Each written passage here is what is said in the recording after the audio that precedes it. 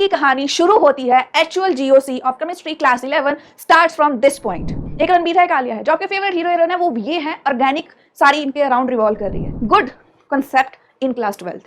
तो ये मत बोलना वहां पर जाकर के मैम ऐसी स्ट्रक्चर क्यों दे दी, तो आप टीचर्स को कंप्लेंट मत करा करो, क्योंकि आपको 11th में ये चीजें करवाई जाती हैं। लेवल क्रॉस करते जा रहे हो, मेरी फर्स्ट लेक्चर से लेकर मेरे लास्ट लेक्चर तक यही बात सुनोगे कि लेवल्स होते हैं चीजों के। You can not step out. Crime होता है मेरे हिसाब से, केमिस्ट्री के पर्सन के हिसाब से इट इज अ क्राइम अगर आप उसके 4 से ज्यादा या कम बॉन्ड बना देते हो। कोई भी कॉस्मेटिक प्रोडक्ट मुझे चाहिए, I always look for what is present inside them.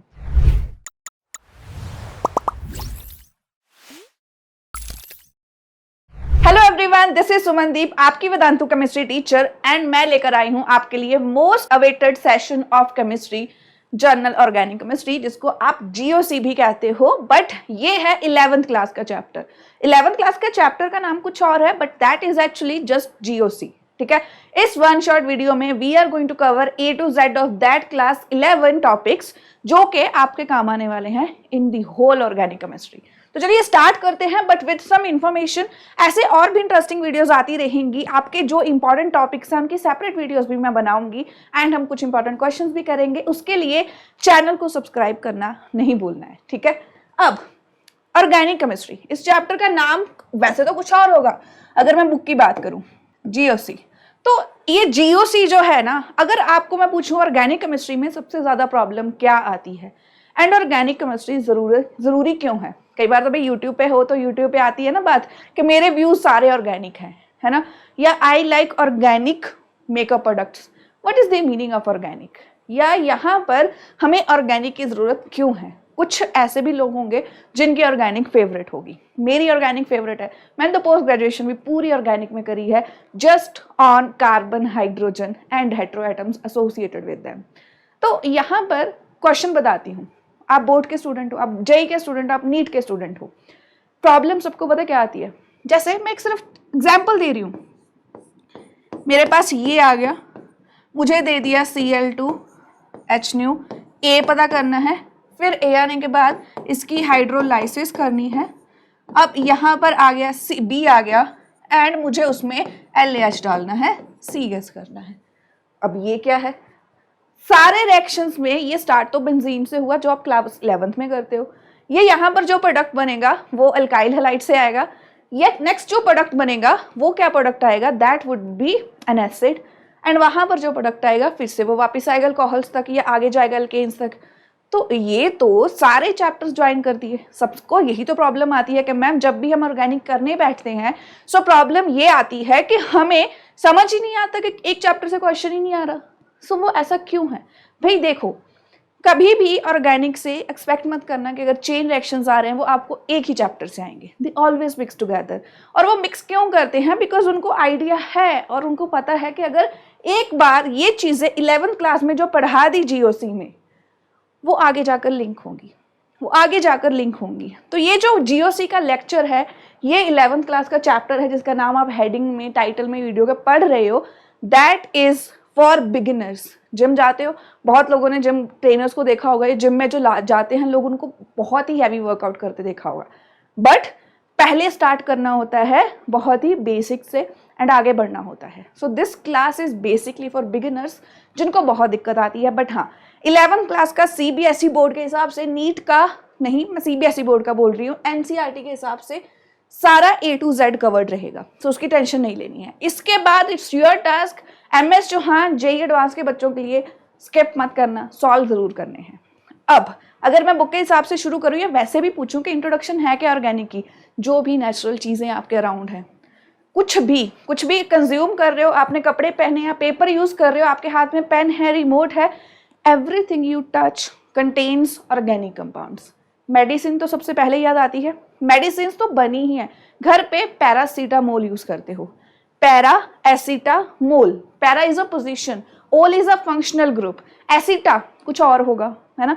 ऐसे ही एस्पिरिन है, एस्पिरिन और डेस्पिरिन है, they are typical organic compounds. कई बार तो जब आप ऑर्गेनिक की लेबोरेटरी में जाते हो तो टीचर आपको वही क्रश करके दे देते हैं कि बताओ इनमें कौन कौन सा फंक्शनल ग्रुप प्रेजेंट है, तो वो आप कैसे बताओगे, वो सब ऑर्गेनिक में करा जाता है। इसके अलावा जो पेंट यूज करते हैं, पेंट की तो स्मेल कुछ लोगों को बहुत ही अच्छी लगती है, there is a characteristic smell of paint. Azo dyes जो होती हैं वो क्या होती हैं, एजोडाइज जैसे NN का बॉन्ड रहता है ना। सो वहां पर एजोडाइज वो भी ऑर्गेनिक कंपाउंड है। और ये क्या है, DNA। DNA भाई जिन्होंने बायोलॉजी पढ़ी है उनको इसकी स्ट्रक्चर अच्छे से पता है, जिनको नहीं पता उनको इतना तो पता है ना कि मेरी बॉडी, आपकी जो बॉडी है, सारी जेनेटिक जो इंफॉर्मेशन है वो सारी कहाँ से आ रही है, सारी DNA में स्टोर्ड है। तो that is why organic is very difficult. हम अभी शुरू करने जा रहे हैं कि बॉन्ड्स किस किस टाइप के होते हैं, टेट्रावेलेंसी ऑफ कार्बन। इस चैप्टर को ऑर्गेनिक ना सारी बेस्ड ही किस पे है, it revolves around carbon and hydrogen. ठीक है, बाकी भी थोड़े बहुत आते रहेंगे, लेकिन मूवी है ये, अभी कौन सी रिसेंट मूवी आई थी रणबीर और आलिया की, तो जस्ट ये वो है, एक रणबीर है एक आलिया है, जो आपके फेवरेट हीरो हीरोइन है वो ये है। ऑर्गेनिक सारी इनके अराउंड रिवॉल्व कर रही है। बाकी जो आ रहे हैं वो सारे साइड कैरेक्टर्स हैं, वो कुछ ना कुछ तो इफेक्ट करके जाते हैं ना, विलेंस भी होते हैं, साइड कैरेक्टर्स भी हैं, इनके साइड दोस्त भी है, वो सब क्या करते हैं, they are helping them out. But पूरी chemistry revolving around carbon and hydrogen. अब कुछ भी हो जाए केमिस्ट्री में, क्राइम होता है मेरे हिसाब से, केमिस्ट्री के पर्सन के हिसाब से इट इज अ क्राइम अगर आप उसके 4 से ज्यादा या कम बॉन्ड बना देते हो।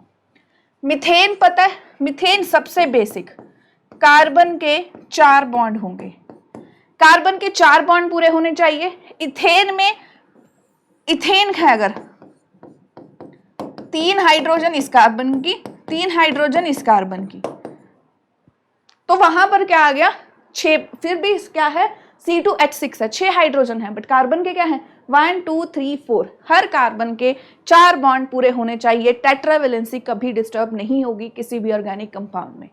बॉन्ड 3 तरह के हो सकते हैं, बॉन्ड हो सकता है सिंगल, डबल और ट्रिपल बॉन्ड। सिंगल, डबल और ट्रिपल बॉन्ड याद रखना है। इसमें इसको अच्छे से याद करने के लिए ये चीज बता दूं, hybridization plays a role, S और P ऑर्बिटल का कंट्रीब्यूशन। सपोज करो मेरे पास 100 रुपीज है और एक बच्चे का नाम है S से और एक का नाम है P से। चलो आप 2 भाई बहन हो, मुझे 100 रुपीज देने हैं, तो 2 बच्चों को दूंगी तो क्या होगा, एक बच्चे को 50, दूसरे बच्चे को भी 50, तो वो क्या आ जाएगा 50-50 कंसेप्ट के 50 S के पास गए, 50% P के पास है। 50% S करेक्टर है, 50% P करेक्टर है अगर ट्रिपल बॉन्ड है मेरे पास।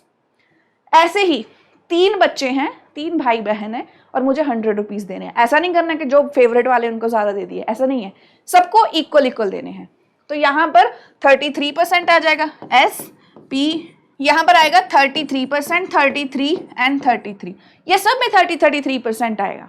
ठीक है, जब यहाँ पे इतनी परसेंटेज आ चुकी है तो ये पासिंग मार्क्स भी तो रहते हैं कि 100 में से 33% लाने हैं। हाँ, तो बस ऐसे ही याद रख लो, SP2 में S करेक्टर 33।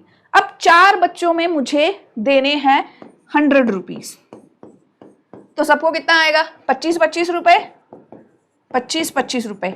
अब मैं ये बता देती हूं कि क्वेश्चंस कैसे आएंगे। हाइब्रिडाइजेशन केमिकल बॉन्डिंग चैप्टर पढ़ते हो, मैंने पूरा 1 शॉट करवा रखा है, जाकर देख लेना।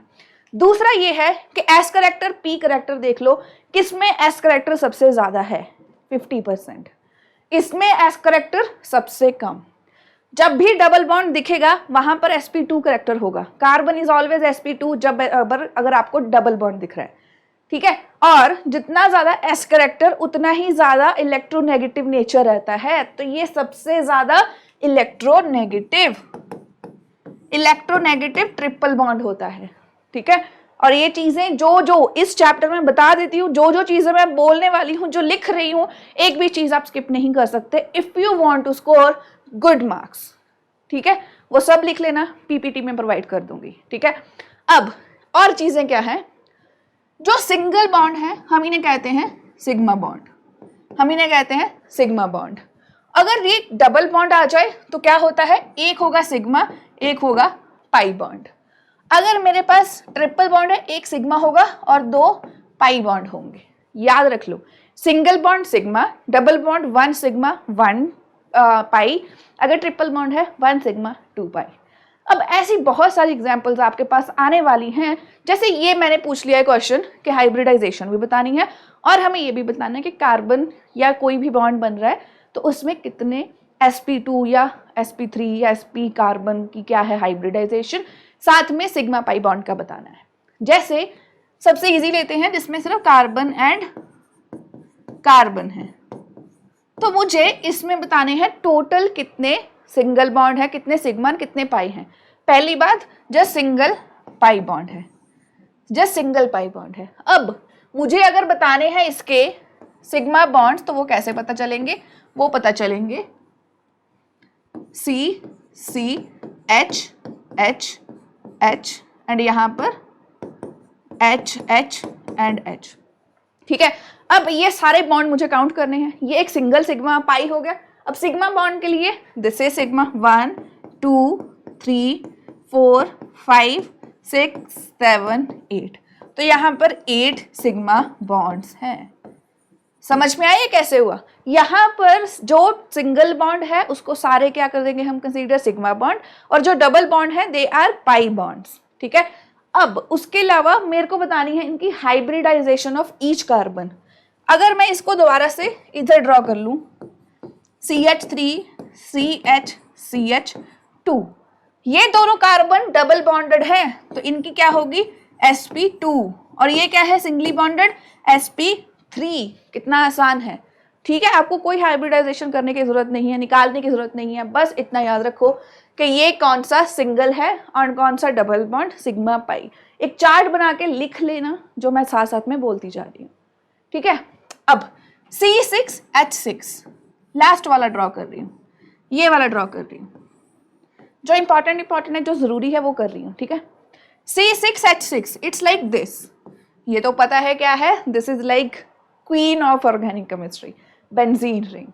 ठीक है, अब उसको करने से पहले मैं बता दूं, इसको मैं नॉर्मली भी ड्रॉ कर सकती हूँ। कैसे? It can be like carbon carbon carbon carbon carbon and carbon. अब इसके बीच में बॉन्ड, इसके बीच में बॉन्ड, इसके बीच में बॉन्ड, राइट। अब हाइड्रोजन, थोड़ा कंजस्टेड सा लग रहा है आपको, समझ लेना, एक एक हाइड्रोजन। क्यों एक एक हाइड्रोजन? क्योंकि सब कार्बन के 4 बॉन्ड पूरे होने चाहिए। दिख रहा है ना आपको? आई होप दिख रहा है, वो ज्यादा कॉर्नर पे हो गया। अब यहां पर कार्बन के कितने कितने बॉन्ड है वो दिख रहे हैं। Let's erase everything and draw it again. इसको यहां पर ड्रॉ कर लेते हैं। अब ठीक है, कार्बन कार्बन कार्बन, एक 6 मेंबर्ड रिंग बनानी है, 6 मेंबर्ड रिंग, एंड सब कार्बन के साथ ऑल्टरनेट पोजीशन पे डबल बॉन्ड आ जाएगा और उनके साथ एक एक हाइड्रोजन लगा दो। क्यों? क्योंकि सबके 6 बॉन्ड पूरे भी तो करने हैं, सॉरी 4 बॉन्ड पूरे करने हैं। अब काउंट करो कि इसमें क्या है।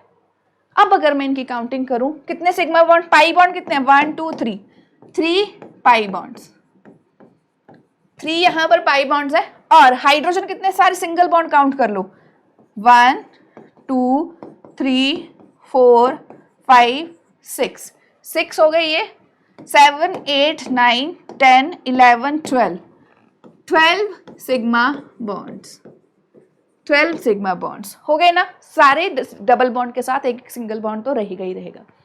ये पता कैसा है, जैसे मैं आप लोगों के हाथ पकड़ रही हूँ, ये मैंने किसी और क्लास में एग्जाम्पल दी थी।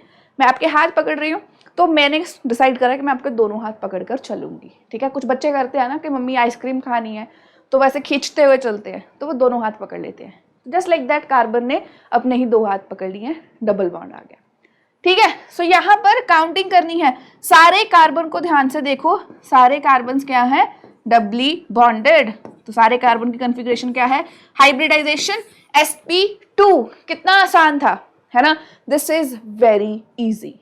ओके, अब जो बाकी एग्जाम्पल्स हैं वो आप खुद कर सकते हो। ठीक है, जो इंपॉर्टेंट एग्जाम्पल थी वो मैंने 2 के एग्जाम्पल करवा दी हैं। ठीक है, बाकी आपको सबको खुद करनी है। This is for your practice. Pi bond की हो गई बात। अब हमें इंडिकेट करने हैं sigma and pi bond in the following. अब यहाँ पर C6H12 है। C6H12 क्या है, सिंपल रिंग। अब इसको मैं फिर से ड्रॉ करूं, इट लाइक दिस, 1 2 3 4 5 6। अब सारे कार्बन के 4 बॉन्ड पूरे करने हैं, तो अब यहाँ पर डबल डबल हाइड्रोजन आ गई। इसके साथ भी 2 हाइड्रोजनों की जगह नहीं है। तो आप काउंट करके देखो, एक पॉइंट पे आकर आपको काउंट करने की जरूरत भी नहीं पड़ेगी। आपको पता है दिस इज साइक्लोहेक्सेन। कोई पाई बॉन्ड है, कोई पाई बॉन्ड नहीं है, ये सारे सिग्मा बॉन्ड्स हैं। ठीक है, वो आपको काउंट करने हैं। अगर मैं काउंट करूं इन CH2Cl2, तो यहां पर कितने हैं? यहां पर भी तो सारे के सारे क्या हैं? सारे सिंगल बॉन्ड्स हैं, तो सारे इसमें क्या है? 4 सिग्मा बॉन्ड्स। और कार्बन की कॉन्फ़िगरेशन क्या होगी, सॉरी इसकी हाइब्रिडाइजेशन क्या होगी? sp3 बेंजीन की मैंने करके दिखा दी है, ये मॉलिक्यूल की भी ऑलमोस्ट प्रीवियस क्वेश्चन में हो चुकी है, ठीक है। और ये लास्ट वाले दो आपकी प्रैक्टिस के लिए, ठीक है। ये सबसे इजी है, ये वार्म अप है, अभी बहुत आगे जाके डिफिकल्ट होने वाली हैं चीजें। ये लेवल 1 था गेम का, जिसमें सिर्फ आपकी जब क्रिकेट खेलते हो ट्राई बॉल आती है ना कि आउट भी हो गए तुम नहीं मानते, बस ये वैसा ही है, ये सिर्फ बिगिनिंग है, आगे आगे देखो होता है क्या, ठीक है। टाइप ऑफ हाइब्रिडाइजेशन बतानी है कार्बन की इन द फॉलोइंग कंपाउंड, या एनसीईआरटी का क्वेश्चन है। CH3Cl, कार्बन के 4 बॉन्ड पूरे हैं, एक क्लोरीन है, 4 हाइड्रोजन्स हैं, क्या हो गया ये? sp3 सारे सिंगल बॉन्ड। इसको कंसीडर करो जैसे CH3COCH3, ओपन करके लिख लेते हो तो थोड़ा समझना आसान हो जाता है। इनको कंडेंस स्ट्रक्चर्स कह देते हैं, हम थोड़ा ओपन करके लिख रहे हैं, बट हाइड्रोजन के बॉन्ड ओपन नहीं कर रहे अभी। ये तो एसीटोन है, एसीटोन नेल पेंट रिमूव करने के काम आता है जो। ये कार्बन क्या है? यहाँ पर डबल बॉन्ड आ गया, तो this is sp2, single bond sp3, single bond sp3, हो गया डन। sp3 sp2 sp3, कितना आसान था। Next is CH3CN, CH3C triple bond N, carbon single bond sp3, carbon triple bond sp, आसान है, इतना मजेदार है। 1 2 नीचे वाली D और E एग्जाम्पल्स आपके लिए हैं, आप आंसर अभी भी बता सकते हो, बट ये समझ आ गया ना, डन। अब ये इतनी सारी स्ट्रक्चर्स ड्रॉ कर रहे थे, तो बहुत सारे तरीके होते हैं स्ट्रक्चर ड्रॉ करने के। जैसे मैं एक स्ट्रक्चर ड्रॉ कर रही हूँ, किसकी करी जाए? सिंपली इसकी, ये नाम बता सकते हो इसका, चलो नाम भी हम नामकरण भी करेंगे इनका। ये है कंप्लीट स्ट्रक्चर, कंप्लीट दिख रहा है कि कार्बन के कितने सिंगल, कितने इसके डबल बॉन्ड है, या सॉरी कितने सिंगल हैं, कितने डबल हैं, कितने ट्रिपल बॉन्ड हैं, हाइड्रोजन के साथ बॉन्ड्स कितने हैं, कार्बन के साथ बॉन्ड्स कितने हैं, वो सब हमें दिख रहा है। अब इसको मैं, अब देखो हमें पता है हाइड्रोजन के साथ हमेशा सिंगल बॉन्ड रहेगा, तो हम इसको नहीं दिखाते, हम इसको कर देते हैं CH3CH3, ये हो जाता है इनका कंडेंस्ड फॉर्मूला। तो मैं इधर लिखूं this is condensed formula of the same one. अब कंडेंस्ड फॉर्मूला को भी अगर मैं इस फॉर्मूला को बॉन्ड लाइन की फॉर्म में लिखूं, ये बन जाता है, अगर सॉरी ये सिंपल ऐसा रहेगा, ये कैसे ऐसे बन गया, तो हाँ इसकी भी बात करने वाले हैं, ठीक है। ये कैसे बन गया? सिर्फ single line is showing ethane, how is that possible? It is, देखो ये स्ट्रक्चर कंप्लीट है, ऐसे ही मैं जैसे साइक्लोहेक्सेन की दिखाई, जैसे मैंने ये स्ट्रक्चर दिखाई, this is a complete structure, complete. और ये बॉन्ड लाइन जैसी होगी जिसमें सिर्फ हम बॉन्ड्स दिखा रहे हैं, कुछ भी नहीं और, ठीक है। ऐसे ही कंप्लीट फॉर्मूला मुझे दिखाना हो, CH, ये कंप्लीट फॉर्मूला है जो दिखा रहा है कार्बन और हाइड्रोजन के साथ बॉन्ड कैसे हैं। अगर उसको मैं ऐसे दिखा दूं तो this is condense formula. But कई बार क्या होता है, हमारे पास बहुत बड़े बड़े मॉलिक्यूल्स आ जाते हैं, सो व्हाट वी प्रेफर, हम टाइम बचाने के लिए उनको बॉन्ड लाइन की फॉर्म में भी शो कर सकते हैं। तो बॉन्ड लाइन की फॉर्म में शो करने के लिए, जैसे ये इथेन है, अगर मैंने ये ड्रॉ कर दिया, व्हाट इज इट इंडिकेटिंग? ध्यान से सुनना, ये काफी इंटरेस्टिंग है। हर एक कोने पे एक एक कार्बन है, हर एक कॉर्नर पे एक एक कार्बन है, ठीक है। अब इनको हम लिख दूं ऐसे में, ये तो कार्बन है। अब केमिस्ट्री के बच्चे हो, 10th क्लास में टेट्रावेलेंसी कर रखी है, स्टार्टिंग में मैंने बता दिया है, आपको पता होना चाहिए आपकी मोरल रिस्पॉन्सिबिलिटी क्या है, आपको सारे कार्बन के 4 बॉन्ड पूरे करने हैं, आपको सारे कार्बन के 4 बॉन्ड पूरे करने हैं, जो कि मैंने कर दिए। हो गए सबके बॉन्ड पूरे, है ना। अब ये है कंप्लीट फॉर्मूला। अब इसको मैं कंप्लीट ना करके इसको मैं ऐसे लिख दूं, CH3 CH2 CH2 CH2 CH3, तो ये इसका हो गया कंडेंस फॉर्मूला। अब ऐसे जिगजैग में ड्रॉ ना करूं, मैं सीधा लिख दूं। कितने कार्बन है? 2 3 4 5। सो ये इसका लिखने का तरीका है, बॉन्ड लाइन स्ट्रक्चर। अगर मैं बेंजीन रिंग भी ड्रॉ कर रही हूं तो आपको पता होना चाहिए हर कॉर्नर पे एक एक कार्बन है और हर कार्बन के 4 बॉन्ड पूरे करना आपकी जिम्मेदारी है, ठीक है। सो ये है बॉन्ड लाइन फॉर्मूला। अब ऐसा थोड़ी होता है, अब मैं आपको वीडियो में दिख रही हूँ तो वो मैं आपको 2D में दिख रही हूँ, but I am not in 2D, right, I exist in real form. तो मेरी 3D है स्ट्रक्चर, है ना, ये रिमोट है, ये पेन है, दीज आर इन 3D। तो मॉलिक्यूल्स भी तो 3D में है। तो जब 3D में मॉलिक्यूल्स है तो उनको कैसे दिखाते हैं, जैसे कार्बन सेंटर में और ये 2 प्लेन में। अब ध्यान से, ये जो सॉलिड लाइन है जिसको वेज लाइन बोल दूं, ये है फ्रंट पे, और ये जो डैश लाइन है ये है बैक पे। अभी तक हम इसको ऐसे लिखते आए हैं, this is methane, but actual में ये ऐसी नहीं होती। एक्चुअल में इट ऑक्यूपाइज 90 के एंगल पे नहीं होता, it has a tetrahedral structure like this in 3D। मतलब ये मेरी प्लेन में है, अगर ये मेरे प्लेन में है, सो इसके जो बाहर जो आपकी तरफ बॉन्ड आ रहा है that is represented by wedge line, जो स्ट्रॉन्ग लाइन है, सॉलिड लाइन है। बट ये जो डैश लाइन है ये बैक साइड पे दिखा रही है, मतलब जो बॉन्ड मेरी तरफ है, ऑब्जर्वर की तरफ है, आपकी तरफ है, तो वो है फ्रंट पे। जो बैक की तरफ है वो हम दिखाते हैं डैश लाइन से। अंडरस्टूड? ये काफी इंटरेस्टिंग मेथड है, इसको आप कर सकते हो अच्छे से, ठीक है। This is going to be a good concept in class 12th। तो ये मत बोलना वहां पर जाकर के मैम ऐसी स्ट्रक्चर क्यों दे दी, तो आप टीचर्स को कंप्लेंट मत करा करो, क्योंकि आपको 11th में ये चीजें करवाई जाती हैं। लेवल क्रॉस करते जा रहे हो, मेरी फर्स्ट लेक्चर से लेकर मेरे लास्ट लेक्चर तक यही बात सुनोगे कि लेवल्स होते हैं चीजों के। You can not step out. आप ऐसा नहीं कर सकते कि लैडर पे जा रहे हो तो एक एक स्टेप छोड़ के जा रहे हो, वो तो फिर भी कर लोगे, ऐसा नहीं है कि सीधा फर्स्ट से 5th स्टेप पे जंप करके, खुद को ही मुश्किल आएगी, ठीक है। सो बेबी स्टेप्स लेते हुए चलना है। ये हमने स्ट्रक्चर की बात करी, तो अभी कभी कंफ्यूजन नहीं होनी चाहिए। अगर टीचर ने बोल दिया स्ट्रक्चर फॉर्मूला ड्रॉ करो, कंडेंस फॉर्मूला ड्रॉ करो और हमारे पास बॉन्ड लाइन ड्रॉ करो या 3D स्ट्रक्चर ड्रॉ करो, ये बता देती हूँ। मोस्ट कॉमनली यूज्ड ये है, जिसमें सिर्फ हमें कार्बन कार्बन का बॉन्ड दिखाना होता है। बाय द वे हम इसको ऐसे भी शो कर सकते हैं, फर्दर कंडेंस कर दिया। अगर मैंने इसको फर्दर कंडेंस कर दिया, आपको पता है फॉर्मूला गलत नहीं है, आपको बॉन्ड दिखाने हैं बीच में, ठीक है, सेम है। डन। अब ये है हमारा एनसीईआरटी का क्वेश्चन, हमें बतानी है bond line structure to include the, expand करनी है इनको। इसको एक्सपैंड करना है तो क्या होगा, जैसे मैं ए को एक्सपैंड करूं तो क्या होगा, कार्बन, हर कॉर्नर पे कार्बन है, कार्बन कार्बन हो गया, carbon.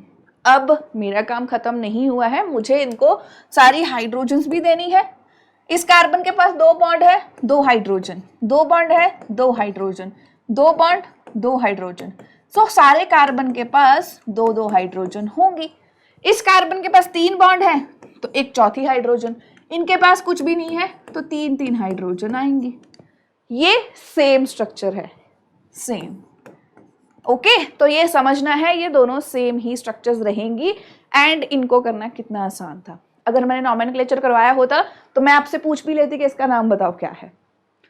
Same goes with this one. चलो ये आप खुद करना, ये काफी आसान है। This is similar to the one I had drawn here, ऐसा ही है ना, जिगजैग, तो ये आप कर भी सकते हो। ये कर देते हैं, कॉर्नर पे कुछ नहीं लिखा, मतलब कार्बन ट्रिपल बॉन्ड, ये है ऐसा, उसके साथ ये ऊपर चला गया, ये जो ये वाला है, दिस इज कार्बन।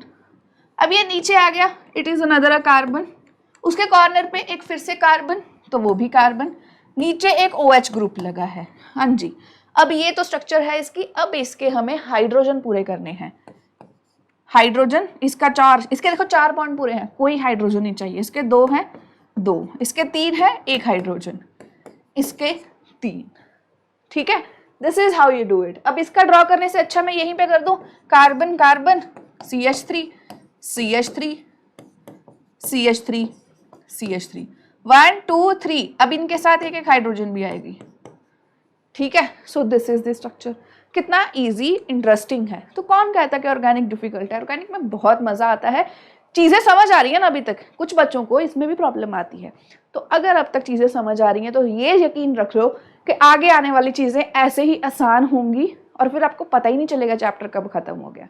ठीक है, अब हाँ क्लासिफिकेशन पे आते हैं। दैट इज द पॉइंट जहां से चैप्टर थोड़ा सा डिफिकल्ट होगा। इसके बाद नॉमेनक्लेचर आएगा, उसके बाद सारे इफेक्ट्स आने वाले हैं जिनको सीखने के बाद ऑर्गेनिक केमिस्ट्री का रास्ता आपके लिए बहुत आसान हो जाएगा। क्लासिफिकेशन क्या होती है? जैसे अभी तक जो मैंने मॉलिक्यूल ड्रॉ करे, जैसे मैं बात करूं एलिसाइक्लिक एंड ओपन चेन, कौन से हैं जो मैं अभी तक ड्रॉ कर रही थी, जैसे कि दिस वन, जैसे कि ये मॉलिक्यूल तो ये एक साइक्लिक नहीं है, ये खाली ऐसा है, ओपन चेन है। सो ये ऐसे मॉलिक्यूल्स जैसे CH3, इसके बीच में मैं डबल बॉन्ड डाल दूं तो ये क्या है? ये साइक्लिक नहीं है, these are open chain compounds. अब अगर साइक्लिक हो जाए, अगर साइक्लिक और क्लोज चेन आ जाए, अब उसमें भी क्या हो सकता है? साइक्लिक, जैसे कि ये साइक्लिक है, चलो इसको अच्छे से करते हैं, एलिसाइक्लिक और कंपाउंड क्लोज चेन। सबसे बेसिक चेन पता कौन है? अगर मुझे कार्बन को ज्वाइन करना है, अब ये ध्यान से देखना, यहाँ पर काफी ज्यादा कंफ्यूजन मैं दूर कर दूंगी। मुझे अगर इसकी एक रिंग बनानी है, 2 की तो नहीं बन सकती, 3 की बना सकते हैं, तो 3 की रिंग बनेगी ऐसे। और वो कैसे बनी? एक कार्बन इधर, एक कार्बन इधर, एक कार्बन इधर, सारे कार्बन के 4-4 बॉन्ड पूरे करने हैं, 2-2 हाइड्रोजन लगा दी। अब यहां पर थी 3 2 5 3 8 हाइड्रोजन, यहां पर 6 हाइड्रोजन है, तो वो कहां गई? 2 हाइड्रोजन निकल गई। कैसे? क्योंकि जब इस कार्बन को इस कार्बन के साथ जाके ज्वाइन करना है, एक बॉन्ड बनाना है, तो दोनों को एक एक हाइड्रोजन को जाने देना होगा, इसीलिए 2 हाइड्रोजन बाहर हो गई। तो ये है साइक्लोप्रोपेन। जब 3 कार्बन आ जाते हैं दैट बिकम्स प्रोपेन, साइक्लोप्रोपेन। और ये बहुत स्ट्रेंड है। इससे आगे जाते हैं तो मेरे पास आती है साइक्लोब्यूटेन, इससे आगे जाओ साइक्लोपेंटेन, और जो हमारी फेवरेट है, जो बार बार काम आती है, दैट इज साइक्लोहेक्सेन। बहुत ज्यादा अनस्टेबल, बार बार ऑर्गेनिक के कंसेप्ट में ये कंसेप्ट आएगा कि सबसे अनस्टेबल कौन सी है? This one. बहुत ही ज्यादा खींच दिया बॉन्ड्स को, बहुत ज्यादा। कहाँ से? आराम से वो यहाँ पे खुले होकर बैठे हैं, यहाँ पे बहुत खींच दिया है इनको, बहुत ज्यादा। ठीक है, so it is not preferable, मतलब ये अच्छी भली चेन से इसको ऐसे कर दिया है। सबसे ज्यादा एंगल स्ट्रेन, बहुत unstable. 6th is the most stable, तभी आपकी बेंजीन रिंग है जो सबसे ज्यादा स्टेबल है। तो आपकी क्लोज स्ट्रक्चर्स में ये सबसे मेन है। ठीक है, ये क्लोज में मेन है। तो अभी तक हमारे ये हो चुके हैं। अब यहाँ पर गिवन है होमोसाइक्लिक और हेट्रोसाइक्लिक। होमोसाइक्लिक में ये एलिसाइक्लिक कंपाउंड्स हमने करे हैं, ये एलिसाइक्लिक है, होमोसाइक्लिक है, ये कोई और एटम नहीं दिख रहा। बट अगर मैं ऐसा कुछ ड्रॉ कर दूं बीच में, तो कोई और एटम आ गया बीच में, this is some other compound. ये है THF। जैसे पानी को चीजें घोलने के लिए यूज करते हो ना, कोई मेडिसिन ही घोल रही, डिस्प्रिन को घोलने के लिए पानी डाल देते हो, ऐसे ही THF जो है इसको डिजोल्व करने के लिए, ऑर्गेनिक चीजों को डिजोल्व करने के लिए इसको यूज करते हैं। ठीक है, सॉल्वेंट है ये। बीच में एक और एटम आ गया, दिस इज हेट्रोसाइक्लिक। ऐसे ही आपके पास नाइट्रोजन वाले भी आएंगे, पर इसमें डबल बॉन्ड आ जाएंगे, इसकी बात भी करते हैं। अब एरोमेटिक कंपाउंड्स क्या होंगे? एरोमेटिक, चलो इसको भी कर लेते हैं। एरोमेटिक जैसे कि बेंजीन, जैसे कि हमारे पास है बेंजीन, दिस इज एरोमेटिक। ठीक है, ऐसे ही अगर मैं इसके बीच में एक नाइट्रोजन डाल दूं, अब इसके बीच मैंने नाइट्रोजन डाल दी, तो है तो बेंजीन जैसी, पिरिडीन है ये, इसका नाम है पिरिडीन। ये भी सॉल्वेंट है, बहुत ज्यादा यूज होने वाली है, भूलना नहीं है। मतलब आज की क्लास में मैं जो करवाने वाली हूँ ये चीजें भूलने वाली नहीं है। मतलब जिम में फर्स्ट डे आए हो, मैं आपको एक्सरसाइज बता रही हूँ कि कैसे करनी है। पहले दिन गलत भूल गई, इंजरी होगी, तो वो हमें रिस्क नहीं लेना। ठीक है, सो ये है हमारे पास एरोमेटिक बेंजेनोइड और नॉन बेंजेनोइड। ठीक है, नॉन बेंजेनोइड की आपके कभी बात नहीं होगी, तो रहने देते हैं, थोड़े से कॉम्प्लेक्स हो जाते हैं।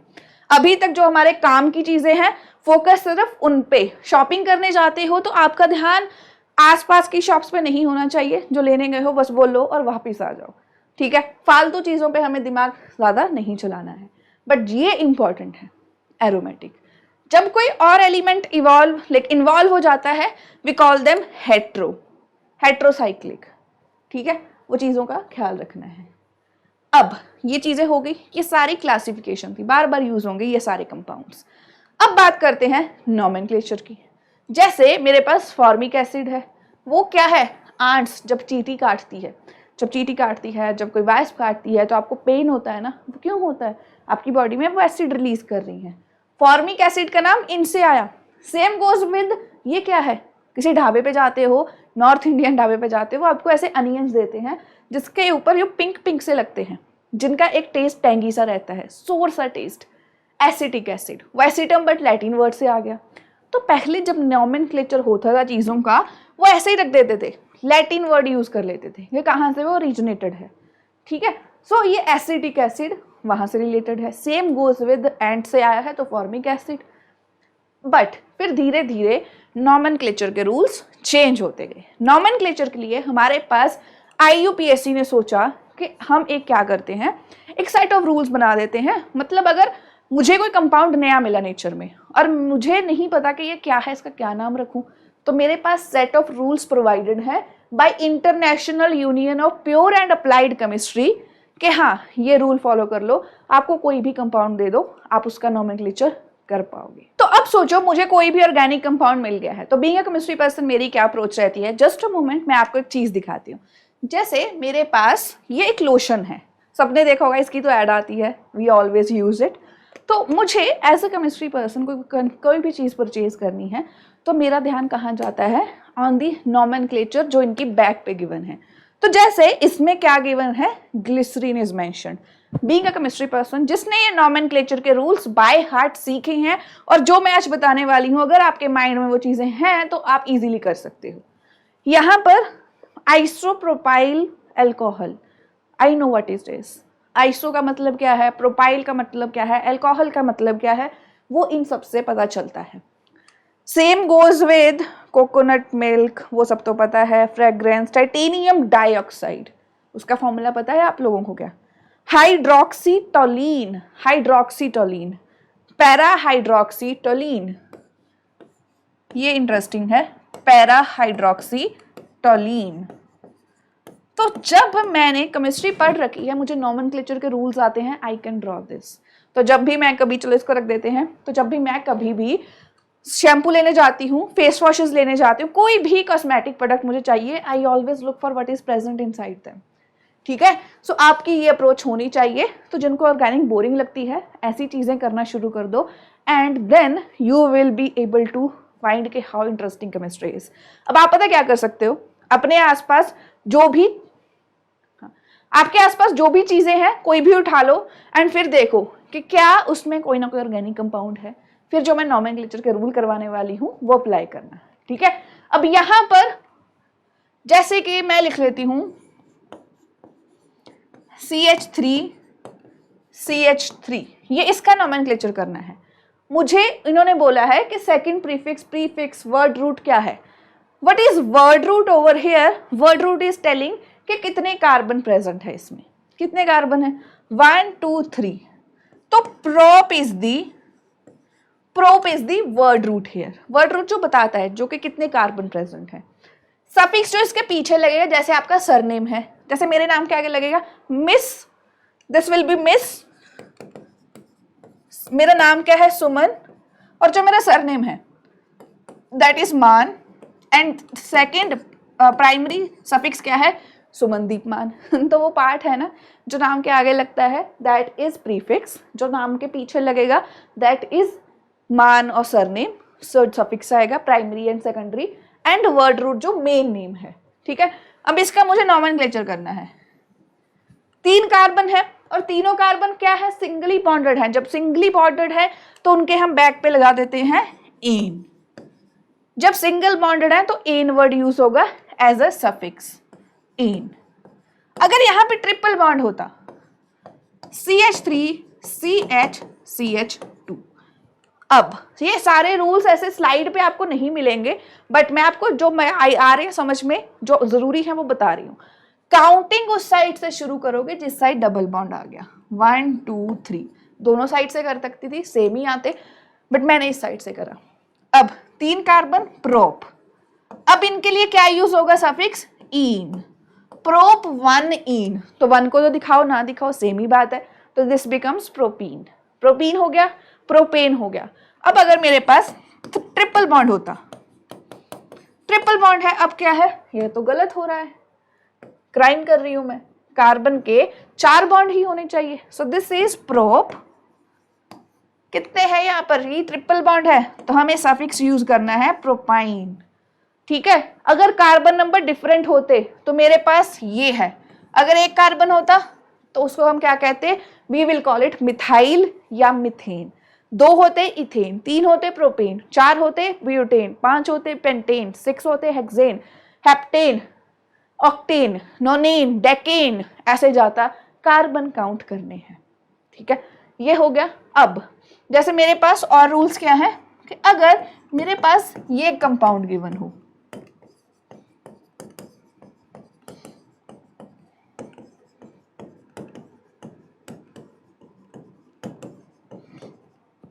अब मैं काउंटिंग कहां से करूं? अब मैं काउंटिंग कहां से करूं? आपको ये लगेगा कि शायद मैं काउंटिंग इसकी करूं 1 2 3 4 5, इस काउंटिंग में 5 कार्बन एक लाइन में आ रहे हैं, बट अगर मैं नीचे जाऊं 5 6 7, तो 7 कार्बन लाइन में आ रहे हैं। तो मुझे काउंटिंग उस साइड से शुरू करनी है कि जिस साइड से मैक्स मिनिमम नंबर आए सब्स्टिट्यूएंट को, मतलब जो ग्रुप अटैच है उसको कम नंबर मिले। दूसरा, ऐसी नंबरिंग करनी है कि मैक्सिमम नंबर ऑफ कार्बन एक लाइन में आ जाए। तो कितने मैक्सिमम नंबर? 7 कार्बन। 7 को देख लें क्या कहा था यहाँ पर? 7 को कहा था हेप्टेन। हेप्टेन है ये, तो चलो इसको लिख लो हेप्ट, और सारे सिंगली बॉन्डेड है, तो this is heptane. This is heptane. Heptane तो है, बट अब साइड ग्रुप देखो, कुछ ऐसे भी तो चीजें हैं जो कि चेन में नहीं आई। जैसे इसको कोई नंबर नहीं मिला, इसको कोई नंबर नहीं मिला, आपको कैसे पता चलेगा कि वो साइड ग्रुप है जिसपे कोई नंबर नहीं आया? तो ये सेकंड पोजीशन पे लगा है, ये फोर्थ पोजीशन पे लगा है। सो मुझे क्या लिखना है? 2 4, कितने मिथाइल ग्रुप हैं? 2। 2 4 डाई मिथाइल हेप्टेन। ये 2 4 क्या है? डाई मिथाइल, इनके क्या है? ये प्रीफिक्स आ गए हैं, और वर्ड रूट क्या रहा है? हेप्टेन। ठीक है, अगर मेरे पास यहां पर इथाइल ग्रुप लगा होता, अगर मेरे पास यहां पर होता डबल वाला ग्रुप, जैसे CH2 CH3, 4 5 6, फिर भी ये साइड ग्रुप ही है, तो अब ये इथाइल है, फोर्थ पोजीशन पे इथाइल है, तो अब इसका नाम क्या होता? सेकंड पोजीशन पे मिथाइल, फोर्थ पोजीशन पे इथाइल। M पहले आता है या E पहले आता है? E पहले आता है, अल्फाबेटिकली। तो अल्फाबेटिकली इनको अरेंज करना है। सो ये क्या आ जाएगा मेरे पास? 4 इथाइल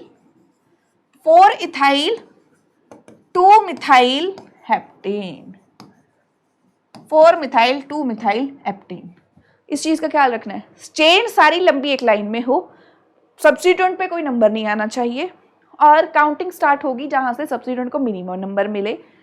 ग्रुप में अगर 2 सब्स्टिट्यूएंट हैं तो जिसका नंबर कम है उसको आगे रखना है। अगर दोनों सेम है, कितने हैं? 2 हैं 3 हैं, डाई हैं, ट्राई हेप्टाइल, ट्राई मिथाइल, ये सब मेंशन करना पड़ेगा। ठीक है, सो ये इनके कुछ रूल्स हैं नॉमेनक्लेचर के। ये चाहे अल्कोहल्स का आ जाए, चाहे ये आ जाए आपके पास किसी भी चैप्टर का, बेसिक रूल्स यही रहेंगे। फंक्शनल ग्रुप अगर लग जाए तो थोड़े बहुत चेंज होंगे।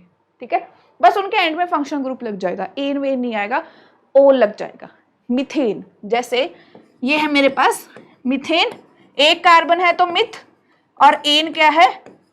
जो इनका सफिक्स आ गया। बट अगर मैं एक हाइड्रोजन हटा के OH लगा दूं, which is a functional group, ये नए नए बच्चों को नहीं पता होगा, अल्कोहल फंक्शनल ग्रुप है, तो नाम सेम रहेगा मीथेन, क्योंकि सिंगली बॉन्डेड है अभी भी, बट पीछे क्या लग गया? फंक्शनल ग्रुप, तो उसके लिए लगा देते हैं ओल। अल्कोहल से ओल पिक कर लिया, अल्कोहल, ओल पिक कर लिया, मीथेनॉल। ठीक है, अब इनके नेम्स करते हैं।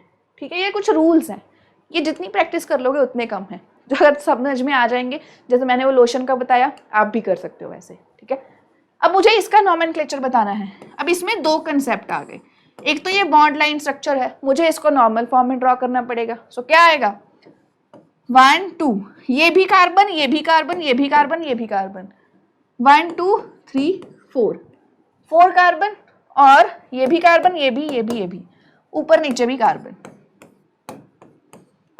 कार्बन। अब सारे कार्बन के हाइड्रोजन पूरे कर दो। क्या डिफिकल्ट लग रहा है? ये इंटरेस्टिंग है, ये डिफिकल्ट नहीं लगना चाहिए। अब काउंटिंग ऐसे करो कि मैक्सिमम लाइन एक लाइन में मैक्सिमम कार्बन आ जाए। किसी साइड से भी शुरू कर लो, सेम सा है, 1 2 3 4, तो दिस इज ब्यूटेन, क्योंकि सारे सिंगली बॉन्डेड है। अब किस पोजीशन पे लगे हैं? सेकंड एंड थर्ड पोजीशन पे दो दो मिथाइल ग्रुप लगे हैं। So what you will you right 2 2 3 3। सो इसका नाम क्या आएगा 2 2, क्योंकि दो पोजीशन पे लगे हैं दो ग्रुप, 3 3 तो वो भी दो हैं, तो 2 2 3 3 हो गया।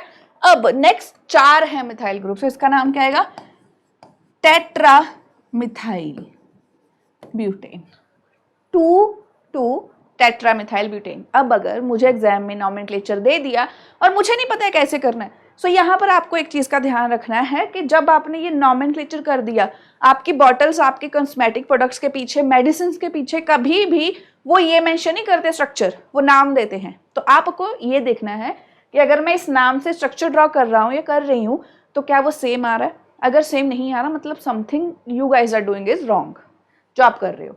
ठीक है, सो ये कर सकते हो। सेकेंड इज फॉर यू, आगे और भी एग्जाम्पल्स आएंगी। ये सारे कॉर्नर्स पे क्या है carbon, CH2 CH2 CH2 CH3। इस पोजीशन पे एक ग्रुप लगा है CH3, इस पोजीशन पे एक लगा है CH3। हाइड्रोजन ज्यादा हो चुके हैं, हाइड्रोजन कम कर देते हैं, यहाँ पर CH एंड CH। अब ठीक है, अब इसका नाम क्या होगा, चलिए खुद कर सकते हो, इसी साइड से भी काउंटिंग स्टार्ट करो, 5 ही आएगा। 5 कार्बन एक लाइन में, जिस पे कोई नंबर नहीं आया वो साइड ग्रुप्स हैं, वो अब साइड ग्रुप्स हैं। ठीक है, अब इनके नॉमेनक्लेचर करके मुझे कमेंट सेक्शन में ज़रूर बताओ, मैंने काफ़ी आसान कर दिया है। और एग्जाम्पल करते हैं, जैसे ये है, अब इसकी क्या करेंगे, कितने कार्बन है 1 2 3 4 5 6 7 8, 8 कार्बन एक लाइन में है, तो ये ऑक्टेन है। 8 कार्बन एक लाइन में है, इस वाले पे क्या है, ये 2 कार्बन, इन पे नंबर नहीं आया, ये है काउंटिंग हमने शुरू करी इस साइड से 1 2 3, 4th नंबर पे ग्रुप है, 3rd पोजीशन पे नंबर है, 3rd पे मिथाइल है, 4th पे इथाइल है, तो this is 4 ethyl 3 methyl octane. अब अगर मुझे ये नहीं दिया होता, मेरे पास नाम दिया होता, मैं फिर भी ड्रॉ कर लेती। ठीक है, नेक्स्ट IUPAC नॉमेनक्लेचर मेरे साथ सॉल्व कर रहे हैं, ऑप्शन मुझे कमेंट सेक्शन में जरूर बताना। लेट मी थिंक, इसका नाम क्या होगा, काउंटिंग में किस साइड से शुरू करूं, जिस साइड से मिनिमम नंबर आना चाहिए सब्स्टिट्यूएंट्स को, इस साइड से 1 2 3 4 5 6 7, 7 है, तो 7 मतलब हेप्टेन है। कोई और ऑप्शन है क्या, हेप्टेन ये है, हेप्टेन ये है, हेप्टेन ये तो गई, मिथाइल प्रोपेन तो नहीं हो सकती। Next second, third and fifth position, second, third and fifth position पे क्या लगा है मेरे पास, trimethyl heptane, 2 3 fifth position पे ही है ना, 5 पोजीशन, 2 3 5 वाली पोजीशन ही नहीं है, सो दिस इज दिस वन, इस पे आप ये कर लो 2 3 5। ठीक है, तो this is how you count, इसके कार्बन को यहाँ पूरे कर लो, this is 2 3 5 trimethyl and then heptane. Counting मैंने शुरू करी इस साइड से, दोनों ग्रुप इस साइड है, इस साइड वो साइड में लगा है।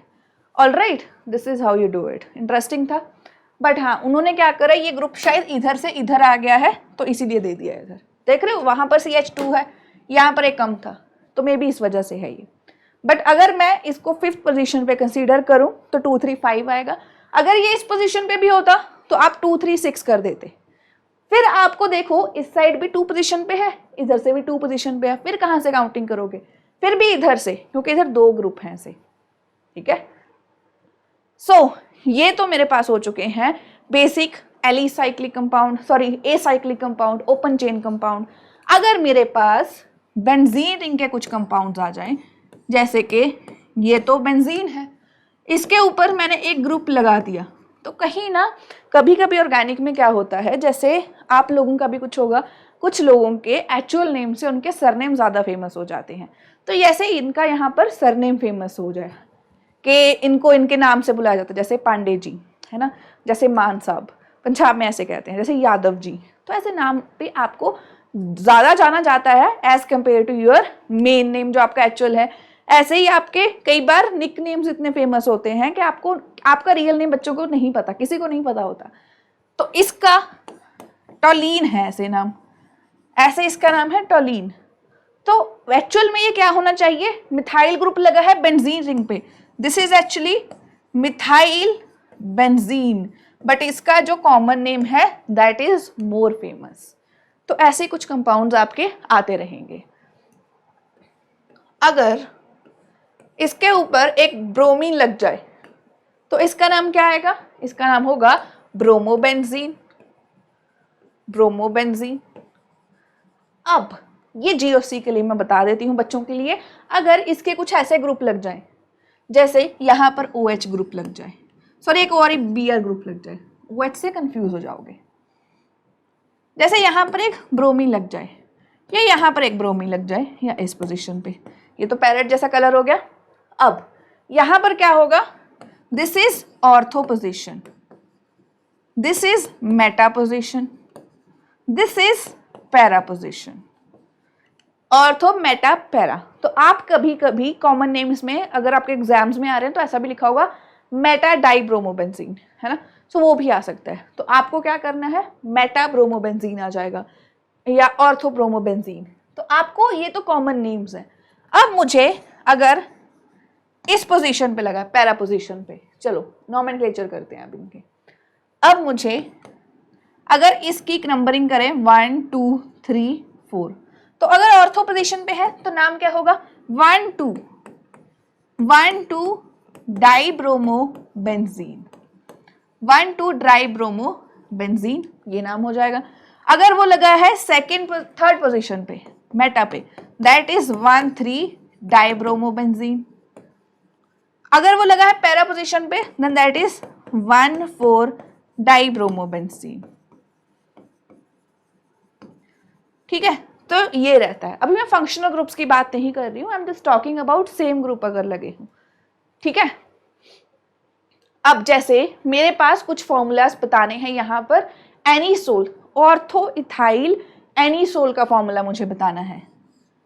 एनीसोल होती है, जैसे मैंने बताया ना कि कुछ के कॉमन नेम ज्यादा फेमस हैं, ये है एनीसोल, मतलब OCH3 ग्रुप लगा है, दिस इज एनीसोल।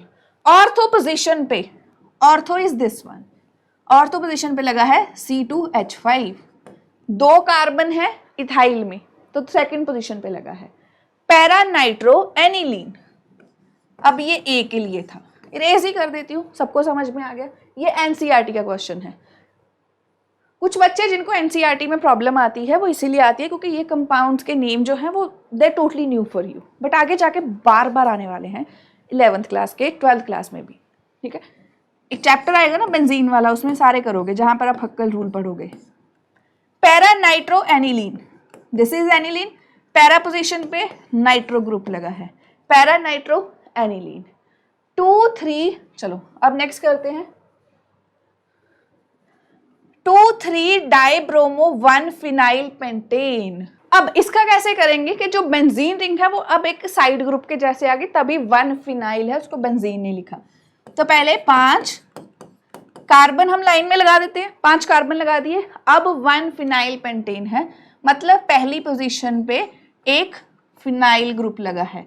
तो अगर तो ring as a suffix, as a main product, as a main thing act कर रही है तो बेंजीन वर्ड यूज करोगे, जैसे मिथाइल बेंजीन, ब्रोमोबेंजीन। बट अगर वो as a side group act कर रही है ना, साइड हीरो, तो वो फिनाइल कहलाती है। और 2-3 पोजीशन, 1 ये है, 2, 3, 4, 5, second position and third position पे ब्रोमीन ब्रोमीन लगा है, हो गया 2,3 डाइब्रोमो 1 फिनाइल बेंजीन। अब उसका नाम ऐसे क्यों लिखा, क्योंकि पी बाद में आता है, डी ब्रोमो बी पहले आता है, बाकी कार्बन के हाइड्रोजन बॉन्ड्स पूरे कर दो, CH 1 2 3 4, this is the structure. अब ये मैंने कर दी।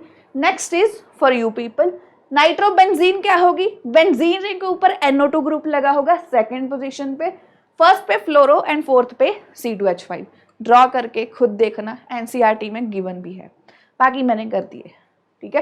क्वेश्चंस जितने करोगे उतने कम है, देखो सोल्यूशन मैंने दे भी रखे। सो अब इस कंपाउंड की नेमिंग करते हैं हम। अब यहाँ पर क्या है, थोड़े फंक्शनल ग्रुप्स आ गए हैं। फंक्शनल ग्रुप ऐसे ग्रुप्स हैं जैसे मिथेन थी सिंपल, मैंने इसको, मिथेन की प्रॉपर्टी, मिथेन एक गैस है तो गैस की प्रॉपर्टीज क्या रहती हैं, वो डिफरेंट है मिथेन गैस की, बट अगर मैं इसके साथ एक हाइड्रोजन हटाकर एक OH ग्रुप लगा दूं, दैट बिकम्स मीथेनॉल।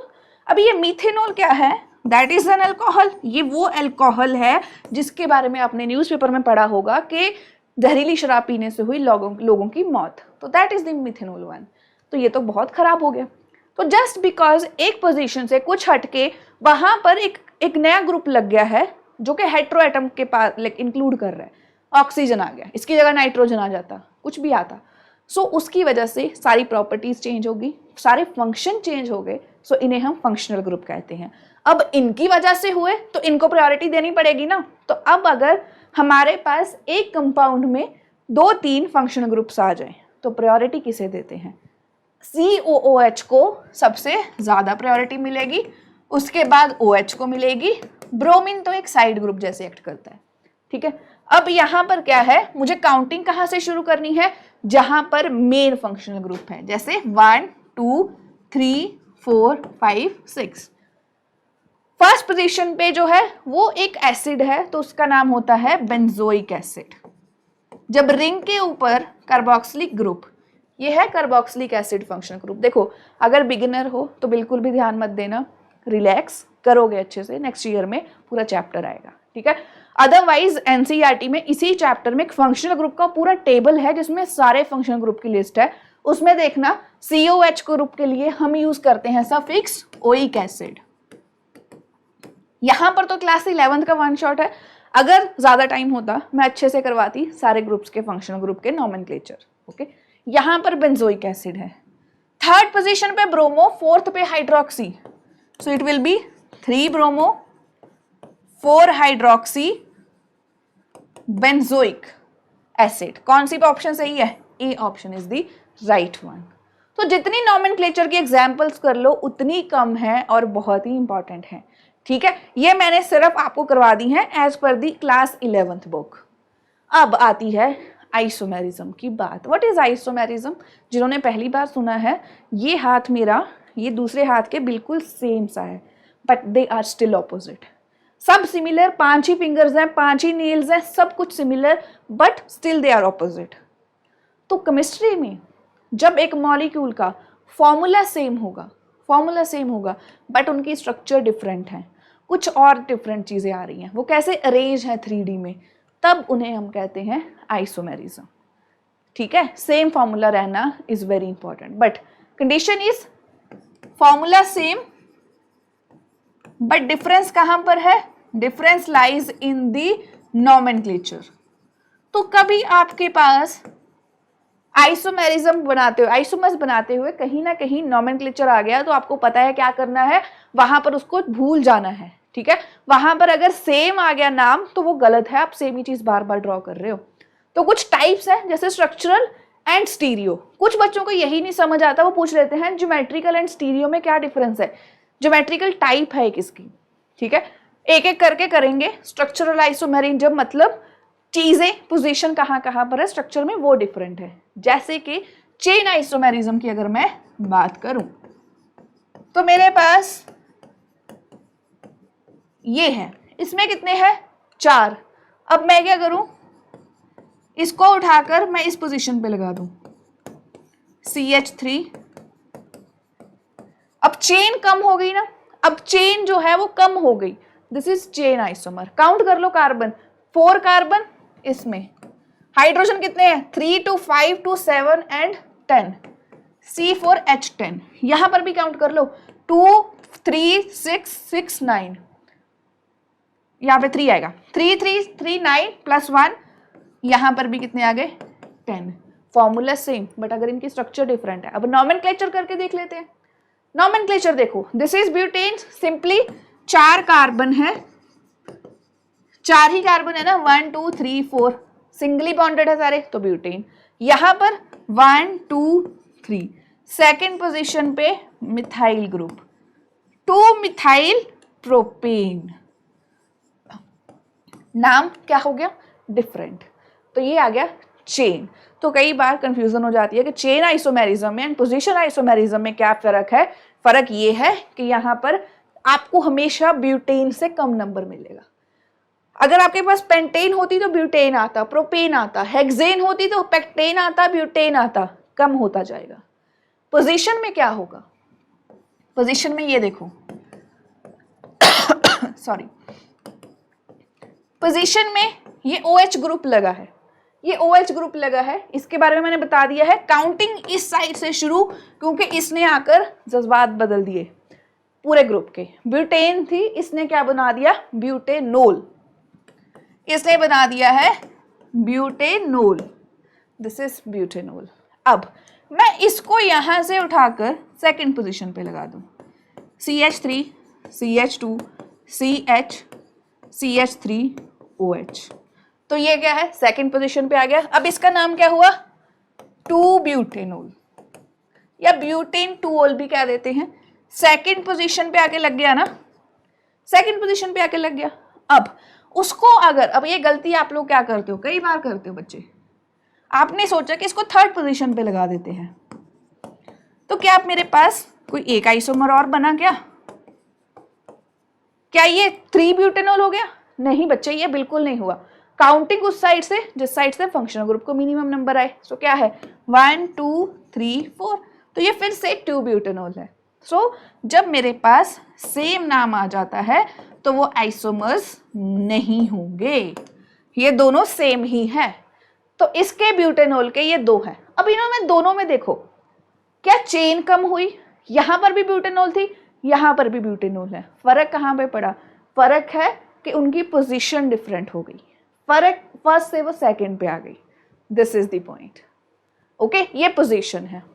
अब मेटामेरिज्म, उसके लिए पहले फंक्शनल मेरिज्म समझते हैं। मेटामेरिज्म करने से पहले फंक्शनल आइसोमेरिज्म, जैसे फंक्शनल में क्या होगा, मेरे पास है alcohol CH3 CH2 OH, O को मैं बीच में ले आऊं, सो ये क्या बन गया, O CH3। अब कार्बन के बॉन्ड हाइड्रोजन पूरे करने हैं, ये बीच में आ गई, तो ये क्या हो गया, फंक्शनल ग्रुप चेंज। ये क्या है, अल्कोहल। और ये आप देखना उस फंक्शनल ग्रुप के टेबल में होगा, दिस इज ROR, ये है ईथर। नंबर सेम रहा, कार्बन भी सेम, हाइड्रोजन भी सेम, ऑक्सीजन काउंट भी सेम, बट उनका फंक्शनल ग्रुप डिफरेंट हो गया। सो this is why this is functional isomerism. यहां पर मेटामेरिज्म क्या कहता है, जैसे कि CH3 CH2O CH2 CH3। अब मैं क्या करूं, ये एक ग्रुप को उठा के उस साइड ले जाऊं, तो क्या बना मेरे पास, CH3O CH2 CH2 CH3। अब मेरे पास ये बन गया। तो मैंने क्या करा, ऑक्सीजन के अराउंड कितने अल्काइल ग्रुप हैं, इन्हें हम कहते हैं अल्काइल ग्रुप्स। ये है अल्काइल ग्रुप। तो कितने ग्रुप सिमिलर है, कितने ग्रुप डिफरेंट है, तो वो मैटर करता है, that comes in metamerism. Metamerism क्या है, यहाँ पर कार्बन के कितने अल्काइल ग्रुप उस साइड हैं, कितने इस साइड हैं। वो ऐसे भी हो सकता था, CH3O C CH3 CH3H। अब भी काउंट करो, हाइड्रोजन कार्बन कितने हैं, 1 2 3 4, 1 2 3 4, हाइड्रोजन 3 2 5 2 7 3 10, 3 4 5 6 7 8 9 10 10 10 ही है। तो ये भी एक टाइप है, ये है मेटामेरिज्म। यहाँ पर है फंक्शनल आइसोमेरिज्म। तो स्ट्रक्चर समझ आ गए, मैंने ये 4 करवाए हैं आपको, chain, position, functional and Meta. Chain में चेन हमेशा कम होगी, पोजीशन में सिर्फ पोजीशन चेंज होगी, एंड जो हमारे पास मेटामेरिज्म है अल्काइल ग्रुप्स चेंज होंगे। फंक्शनल ग्रुप में फंक्शनल ग्रुप ही चेंज हो जाएगा, that is the difference. Aldehyde ketone example आएगी, रिमेंबर दिस। अब आती है स्टीरियो आइसोमेरिज्म की बात। स्टीरियो आइसोमेरिज्म क्या कहता है, जब 3D में इनकी स्ट्रक्चर डिफर करती है कि 3D में मॉलिक्यूल कैसे अरेंज्ड हैं। It depends upon spatial arrangement, कि स्पेस में ये कैसे अरेंज्ड हैं। इसकी 2 टाइप्स हैं, जैसे यहां पर गिवन है, बहुत डिटेल में करोगे, ज्योमेट्रिकल एंड ऑप्टिकल। मेरा ये हाथ आपको क्या दिखाई दे रहा है, I am waving at you people, ये मेरा लेफ्ट हैंड है, आपको क्या दिख रहा है, this is my right hand. तो ये ऑप्टिकल इल्यूजन हो गई, ऑप्टिकल आइसोमर हो गया एक दूसरे का। ठीक है, आपने थैलिडोमाइड नाम की मेडिसिन के बारे में सुना होगा, शायद नहीं सुना, बता देती हूँ।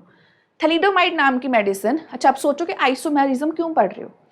थैलिडोमाइड नाम की एक मेडिसिन थी जो प्रेग्नेंट लेडीज हैं उनको नोजिया वगैरह होता था उसके लिए यूज करते थे। तो डॉक्टर्स ने आइसोमर्स पे ध्यान नहीं दिया, मतलब एक लेफ्ट हैंड था एक राइट हैंड था, एक को ले लेते हैं प्लस था एक था माइनस, एक था राइट एक था लेफ्ट। अब हुआ क्या, उन्होंने ऐसे सेपरेट नहीं करा, क्योंकि कैसे करेंगे, कंपाउंड का फॉर्मूला सेम रहता है, बस उनका अरेंजमेंट डिफरेंट हो जाता है, तो सेपरेट भी कैसे करेंगे, सारी प्रॉपर्टीज तो सेम है।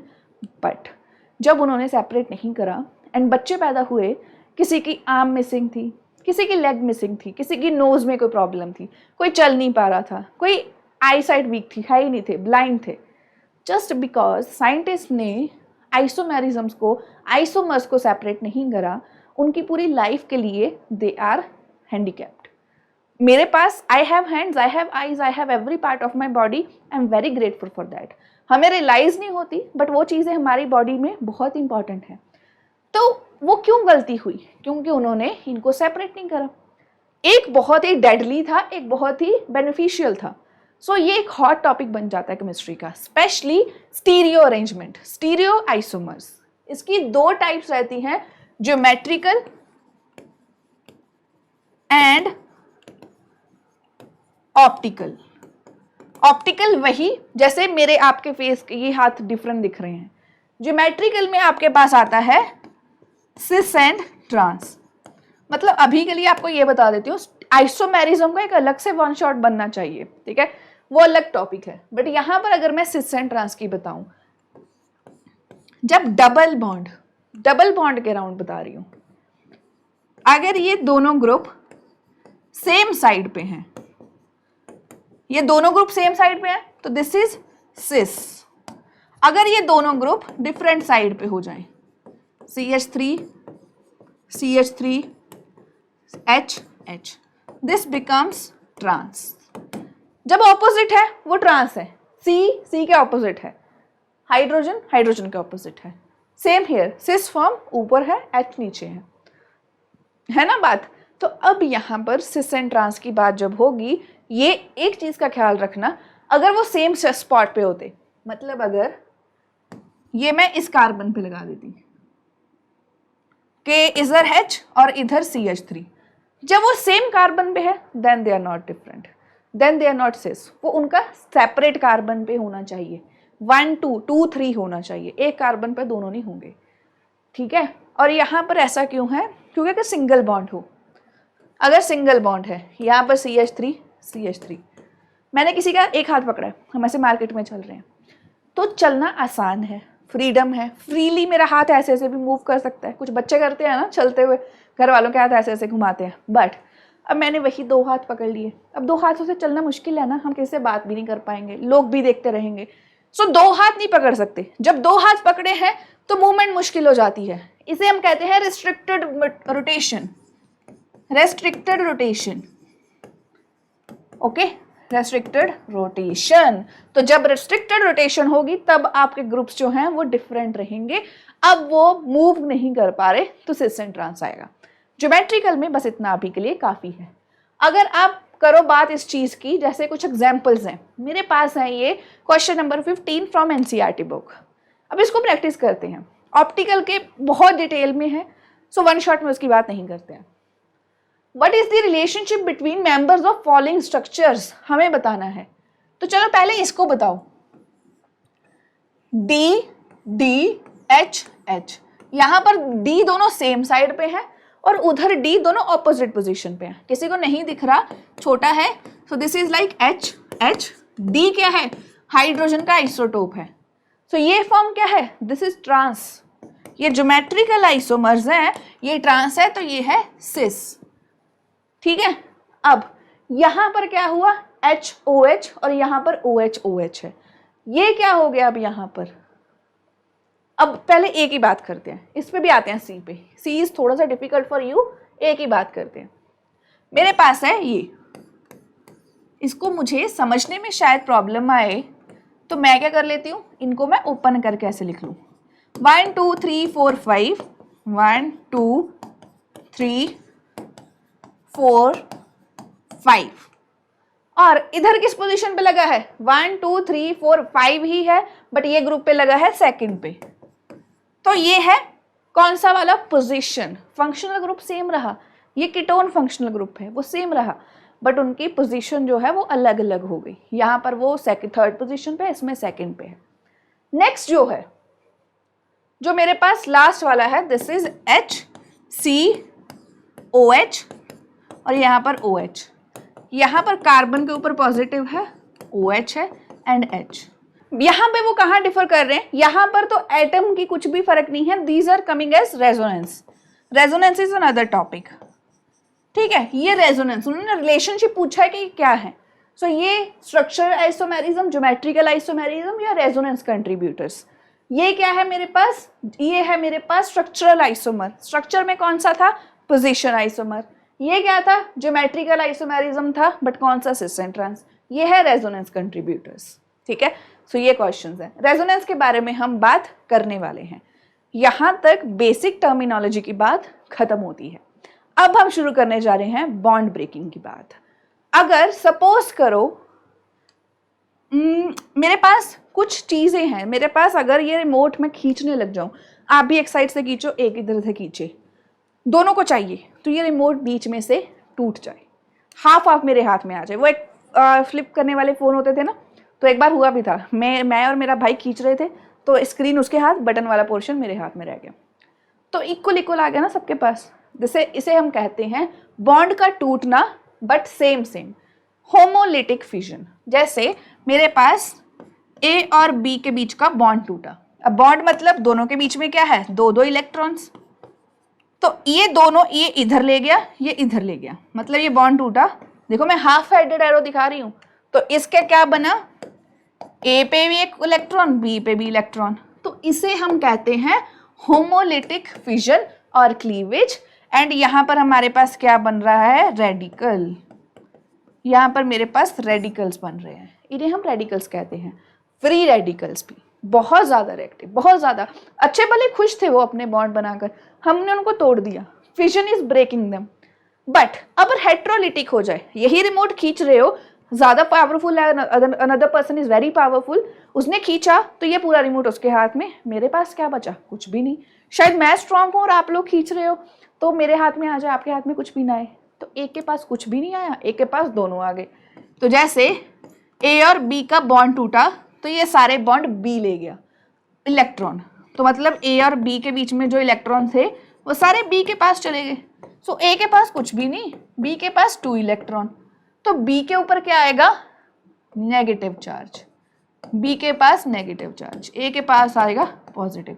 अब देखो रिमोट टूटा, मेरे हाथ में कुछ भी नहीं आया, आई विल बी सैड। मेरे पास कुछ भी नहीं आया, I will be sad. But the other person जो ले गया रिमोट, उसको नेगेटिविटी फील होगी, उसको गिल्ट फील होगा कि यार गलत कर दिया मैंने, वो परेशान हो रही है, उसको गलत कर दिया। बट शायद मैंने ही छोड़ दिया था रिमोट, अंदर से मैं थोड़ी सी खुश हूँ कि चलो अगला मेरा भाई ही था, वो ले गया, वो खुश हो जाए। तो जो डोनेट करता है, जो दान करता है, वो हमेशा पॉजिटिव रहता है। बट जो किसी से चुराता है, जो किसी के साथ गलत करता है, वो क्या फील करता है? नेगेटिव। ठीक है, तो ऐसे याद रखना है, ये हेट्रोलिटिक क्लीवेज में होगा। अब यहाँ पर 2 तरह के स्पीशीज बने। ये तो फ्री रेडिकल बोल दिया, अब एक्चुअल में जब कार्बन कार्बन का बॉन्ड टूटता है, सपोज मेरे पास ये बॉन्ड टूटा, क्लोरीन ले गया दोनों इलेक्ट्रॉन, तो क्या हुआ, कार्बन के ऊपर आ गया पॉजिटिव एंड क्लोरीन के आ गया नेगेटिव। इसे हम कहते हैं कार्बोकैटायन। This is carbocation. अगर कार्बन के ऊपर नेगेटिव चार्ज आ जाए दैट इज कार्बेअनायन। और जब इसके पास सिर्फ एक रेडिकल ऐसा चार्ज आ जाए, एक पॉइंट आ जाए, दैट इज फ्री रेडिकल। समझ में आया? ये तीनों यहां से इनकी कहानी शुरू होती है। Actual GOC of chemistry class 11 starts from this point. What is कार्बेनाइन, carbocation and radical doing, ये हमारा अभी का कंसेप्ट है। तो अच्छे से सुनना है हर एक चीज को, ठीक है। क्वेश्चन जैसे पहले है, compound undergoing homolytic bond cleavage क्या बनाएगा? होमोलिटिक हो रही है, फ्री रेडिकल, अनायन, कैटायन और एटम्स फ्री रेडिकल्स बहुत ज्यादा रिएक्टिव हैं। आपको पता है ओजोन लेयर जो डिप्लीशन हो रही है ना, वो फ्री रेडिकल की वजह से हो रही है। कैसे हो रही है वो आप करोगे अच्छे से, करवाऊंगी अगर मैं करवाऊंगी तो नेक्स्ट चैप्टर में। अब ये क्वेश्चन नंबर 16 है, एनसीईआरटी का ही। For the following bond cleavages use curved arrow to show electron flow. हमें बताना है किसमें होमोलिटिक फ्यूजन हुई है, किसमें हेटेरोलिटिक फ्यूजन हुई है। आइडेंटिफाई करना है क्या बना है, फ्री रेडिकल, कार्बोकैटायन या कार्बेअनायन। चलिए, पहला है मेरे पास CH3OOCH3, दोनों पे आ गया है, बॉन्ड ब्रेक ऐसे हुआ है, दोनों के ऊपर रेडिकल बन गया है, तो यहां पर हुआ रेडिकल फॉर्मेशन। यहां पर हो चुका है रेडिकल फॉर्म, तो पहला है रेडिकल फॉर्मेशन, डन।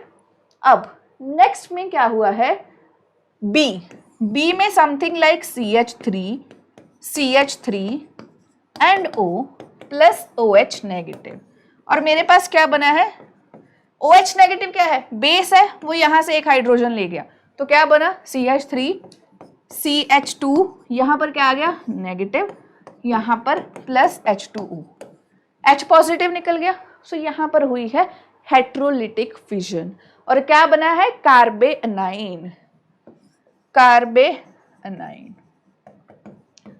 ठीक है। नेक्स्ट में क्या हुआ है, मेरे पास गिवन है समथिंग लाइक दिस। अब इनके मैं बॉन्ड पूरे नहीं कर रही, आप सोच लेना, हाइड्रोजन है वहां पर। अब फिर से क्या हुआ है, अब ये ब्रोमीन निकल गया यहां से, अब यहां से ये ब्रोमीन निकल गया, सो अब क्या होगा, C, यहां पर कुछ नहीं बचा, ये पॉजिटिव चार्ज आ गया इस पे, और मेरे पास ब्रोमीन नेगेटिव, हेटेरोलिटिक फिजन हुई है, मेरे पास बना है कार्बोकैटायन, कार्बोनिल चेन पे क्या आ गया है पॉजिटिव चार्ज। लास्ट वाला फॉर यू स्टूडेंट्स, लास्ट वाले में क्या हुआ है आपको बताना है, क्लियरली विजिबल है, रिंग है, E पॉजिटिव, इलेक्ट्रोफाइल अटैक कर रहा है। व्हाट इज फॉर्मिंग, इलेक्ट्रोफाइल क्या होता है, I will tell you, but ये मैंने 3 एग्जांपल्स करवा दी हैं, ठीक है। अब हम बात करेंगे actual carbocation, कार्बेनाइन and free radicals क्या होते हैं। तो चलिए अब हम डिस्कस करते हैं कि what are carbocations, carbanions and carbon radicals. तो ये हमारी बात ऑलरेडी हो चुकी है कि जिसके ऊपर पॉजिटिव चार्ज आ जाता है दैट बिकम्स कार्बोकैटायन। बस कैटायन अनायन का कंसेप्ट तो बचपन से पढ़ते आ रहे हैं अभी तो हम, बट यहाँ पर एक एक करके कैसे ये इंपॉर्टेंट है उन सब की डिस्कशन करेंगे। जैसे सबसे पहले करते हैं कार्बोकैटायंस की बात। जब कार्बन पे एक पॉजिटिव चार्ज आ गया, ये क्या है, अब इसके पास इलेक्ट्रॉन्स की कमी हो गई, इसके साथ मैंने एक ग्रुप लगा दिया, एक एल्काइल ग्रुप। एल्काइल ग्रुप जिनको नहीं याद रहता, एल्काइल ग्रुप वो होते हैं कुछ भी carbon and hydrogen containing, heptyl, hexyl, pentyl, butyl, anything it could be. अब इसके साथ एक ग्रुप मैंने लगा दिया, ये कार्बोकैटायन है, तो थोड़ा सा उसको स्टेबल करेगा कि ठीक है तेरे पास डेफिशिएंसी हो गई है तो थोड़ी सी हेल्प ले। मतलब सपोज करो मेरे पास पैसों की कमी हो गई है, या मेरे पास financially I am not very good, फिर से बोलोगे कि मैम हर क्लास में फाइनेंशियली ये पैसों की बात कर लेते हो, but this is how I can give you an example. तो यहाँ पर मेरा एक भाई है जो मुझे सपोर्ट कर रहा है कि हाँ ठीक है कोई बात नहीं, मेरे पास थोड़े बहुत है, आई कैन सपोर्ट यू। अब सोचो मेरे 2 भाई हों, चलो है तो एक ही, बट सोच रहे हैं 2 भाई आ जाएं, स्टेबल हो गई हूँ कि हाँ मेरे को दोनों भाइयों की सपोर्ट मिल रही है। अब अगर तीनों तरफ से सपोर्ट मिले, अब अगर तीनों तरफ से सपोर्ट मिले तो और भी ज्यादा बढ़िया। तो सबसे ज्यादा स्टेबल कौन सा है? ये वाला, जिसको सारी तीनों साइड से सपोर्ट मिल रही है। इसको एक ही साइड से। जब सिर्फ एक ग्रुप लगा हो, ध्यान से सुनना, जब एक ग्रुप लगा हो दैट इज प्राइमरी, जब दो लगे हो दैट इज सेकेंडरी, जब तीन लगे हो that is tertiary. Tertiary carbocation are the most stable, most stable. Secondary उससे कम, प्राइमरी सबसे कम। Same goes with radicals, same goes with radicals की बात करती हूं। रेडिकल सबसे कम स्टेबल, इसको दो रेडिकल लग गए सपोर्ट करने वाले तो इट्स और स्टेबल हो गया ये। अब इसके पास तीन लग गए तो ये और stable. Carbocations and carbon radicals they follow the same trend, same चीजें फॉलो होंगी।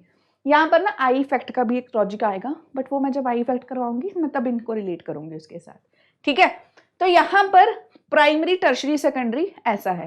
बट अगर ये सोचो, अगर मेरे पास हो कार्बन के ऊपर negative charge CH3, CH3, CH3, मतलब बहुत ज्यादा नेगेटिव फील कर रहा हूं मैं, बहुत ज्यादा नेगेटिव फील कर रही हूं, और जो मेरी तरफ तीनों जो लोग हैं, मतलब मेरे घर में ही प्रॉब्लम है और मेरे घर में जो तीनों भाई बहन है वो तीनों मेरे को और नेगेटिविटी दे रहे हैं, तो मैं स्टेबल नहीं हूं। तीनों तरफ मेरे पास नेगेटिविटी देने वाले, मतलब और इलेक्ट्रॉन डेंसिटी देने वाले लोग आ गए, मैं नहीं हूं स्टेबल। तो टर्शरी जो है वो लीस्ट स्टेबल है, लीस्ट स्टेबल। प्राइमरी उस सेकेंडरी उससे थोड़ा ज्यादा स्टेबल, मतलब स्टेबल होंगे ही नहीं इनके साथ ये, ओके। ये सेकेंडरी उसके साथ थोड़ा सा स्टेबल, और प्राइमरी इनके केस में कंपैरेटिवली सबसे स्टेबल। देखो ये सारे क्या है, इंटरमीडिएट्स रहते हैं, ये सारे एज अ लाइक बीच में आते हैं रिएक्शन के, तो कभी आप इनको आइसोलेट नहीं कर सकते, ये सारे रिएक्टिव हैं।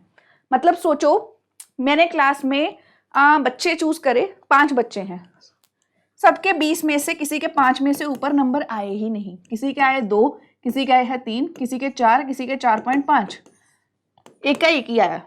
तो मैं पूछ रही हूँ सबसे ज्यादा टॉपर कौन है? तो जिसके 4.5 नंबर आ गए वो टॉपर हो गया, 20 में से जिसके 4.5 आ गए तो वो टॉपर थोड़ी हुआ, बट वो अंधों में काना राजा वाली बात होगी। तो ये जो कार्बोकटाइन, कार्बेनाइंस एंड रेडिकल्स हैं ये सारे अनस्टेबल हैं, बट फिर भी थोड़े बहुत कौन स्टेबल हैं उसकी बात कर रहे हैं हम। तो वो कौन है? कार्बोकटाइंस। तो ये यहां पर ऐसा याद रखना है, कार्बेनाइंस के केस में उल्टा हो जाता है, कार्बोकटाइन एंड रेडिकल्स के लिए सेम ट्रेंड फॉलो होगा, ठीक है। अब अगर मेरे पास, इनको कहते हैं जो CH3 है या अल्काइल ग्रुप्स हैं, इन्हें कहते हैं इलेक्ट्रॉन डोनेटिंग ग्रुप्स, या हम कहते हैं electron releasing groups. Electron donate करने वाले ग्रुप्स या इलेक्ट्रॉन रिलीज करने वाले ग्रुप्स हैं ये, ठीक है। बट अगर डोनेट करने वाले हो सकते हैं तो कुछ लेने वाले भी हो सकते हैं। जैसे मेरे पास कार्बन के ऊपर पॉजिटिव चार्ज है, उसके साथ मैं एक फ्लोरीन लगा दूं, फ्लोरीन क्या कर रहा है? उसको इलेक्ट्रॉन खींच रहा है, मतलब मेरे पास ऑलरेडी चीजों की कमी है और कोई ऐसा इंसान आ गया जो मेरे पास जो बचा भी नहीं उसको भी खींच रहा है, सो नेगेटिविटी आ गई। अब मेरे पास 3 ऐसे लगे हों, मेरे पास 3 ऐसे लगे हों, तो क्या हो गया? ये और ज्यादा नेगेटिविटी क्रिएट कर रहे हैं। मैं तो पहले ही बहुत अनस्टेबल हूं पॉजिटिव चार्ज लेकर, ये मुझे और क्या कर रहे हैं, और क्या कर रहे हैं, अपनी तरफ पुल कर रहे हैं इलेक्ट्रॉन्स, ये अपनी तरफ खींच रहे हैं, अपनी तरफ खींच ले, इन्हें हम कहते हैं इलेक्ट्रॉन विड्रॉइंग ग्रुप। तो ये तो और अनस्टेबल कर रहे हैं, मेरे पास तो पहले ही कम थे, ये और कम कर रहे हैं, ठीक है। सो अब इनकी स्टेबिलिटी और कम, तो ये सबसे स्टेबल, ये कम स्टेबल, ऐसा याद रखना है। इलेक्ट्रॉन विड्रॉइंग ग्रुप अटैच हो तो प्राइमरी सबसे ज्यादा स्टेबल, अगर इलेक्ट्रॉन रिलीजिंग ग्रुप अटैच हो तो टर्शरी सबसे ज्यादा स्टेबल इन कार्बोकटायंस। ये ना इंडक्टिव इफेक्ट से आता है, अभी मैं उसकी अच्छे से बात नहीं कर रही क्योंकि वो आगे है। अब यहां पर मेरे पास कार्बेनाइन है, कार्बेनाइंस को कैसे याद रखना है? इसके ऊपर नेगेटिव चार्ज है तो मतलब मैं बहुत नेगेटिविटी फील कर रही हूँ, बट ये फ्लोरीन फ्लोरीन सब अपने तरफ खींच रहे हैं। चार्ज जितना ज्यादा डिस्पर्स रहता है, जितना ज्यादा डीलोकलाइज करता है, वो उतना ज्यादा स्टेबल है। तो ये इलेक्ट्रॉन के जो चार्ज हैं ये सारे अपनी तरफ खींच रहे हैं, तो ये सबसे स्टेबल, सबसे स्टेबल। और इधर सिर्फ एक ही है खींचने वाला, तो ये लीस्ट स्टेबल हो जाएगा, ठीक है। तो तो ये लीस्ट स्टेबल, ये इसके ऊपर बहुत ज्यादा नेगेटिविटी है, रिपल्शन है, तो ये सारे अपनी तरफ खींच रहे हैं। तो ये कैसे खींच रहे हैं, क्यों खींच रहे हैं, वो आगे कंसेप्ट आएगा इंडक्टिव इफेक्ट, उसमें करेंगे।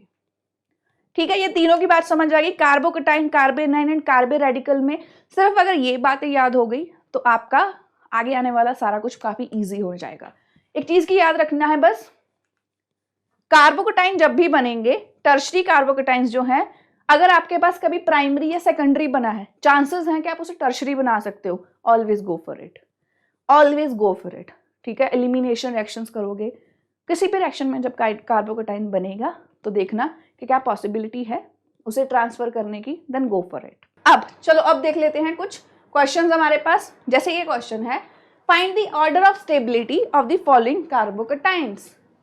इसके अराउंड तीनों हाइड्रोजन है, इसके अराउंड एक लग गया है, इसके अराउंड एक देने वाला है, इसके अराउंड दो देने वाले लग गए, इसके तीनों तरफ डोनेट करने वाले, सब इसको सपोर्ट करने वाले हैं कि ठीक है तू अभी डेफिशिएंट है, अभी तेरे पास कमी है चीज़ों की, बट वी गॉट यू, हम सपोर्ट करते हैं।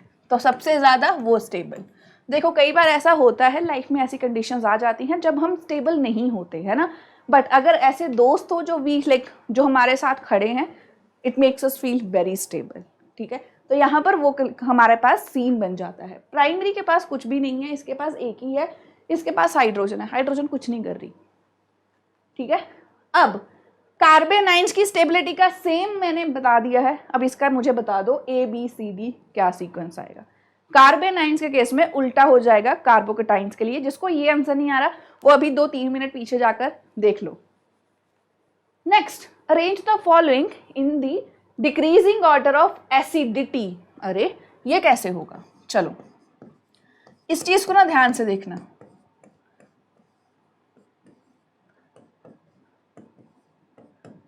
अब होता पता क्या है, जब ये ऑक्सीजन है ये अपनी तरफ इलेक्ट्रॉन खींचती है कार्बन के, ये ऑक्सीजन भी अपनी तरफ खींचेगी, तो ये भी खींचेगी ये भी खींचेगी, तो कार्बन की तरफ दोनों इलेक्ट्रॉन खींचने वाले हैं। तो जितना खींचने वाला ग्रुप ज्यादा स्ट्रांग होगा तो हाइड्रोजन बोलेगी मैं निकल लेती हूँ, आप लोग खींचते रहो, आप लोग लड़ते रहो, मैं निकल जाती हूँ, मेरे इलेक्ट्रॉन्स भी आप रख लो। तो हाइड्रोजन H पॉजिटिव लेके चली जाती है, ऑक्सीजन पे नेगेटिव चार्ज छोड़ जाती है। तो जब खींच रहे हैं, बट ये वाले जो दो ग्रुप लगे हैं ये तो सपोर्ट कर रहे हैं कि कोई बात नहीं तू ले ले। और अब अगर मेरे पास,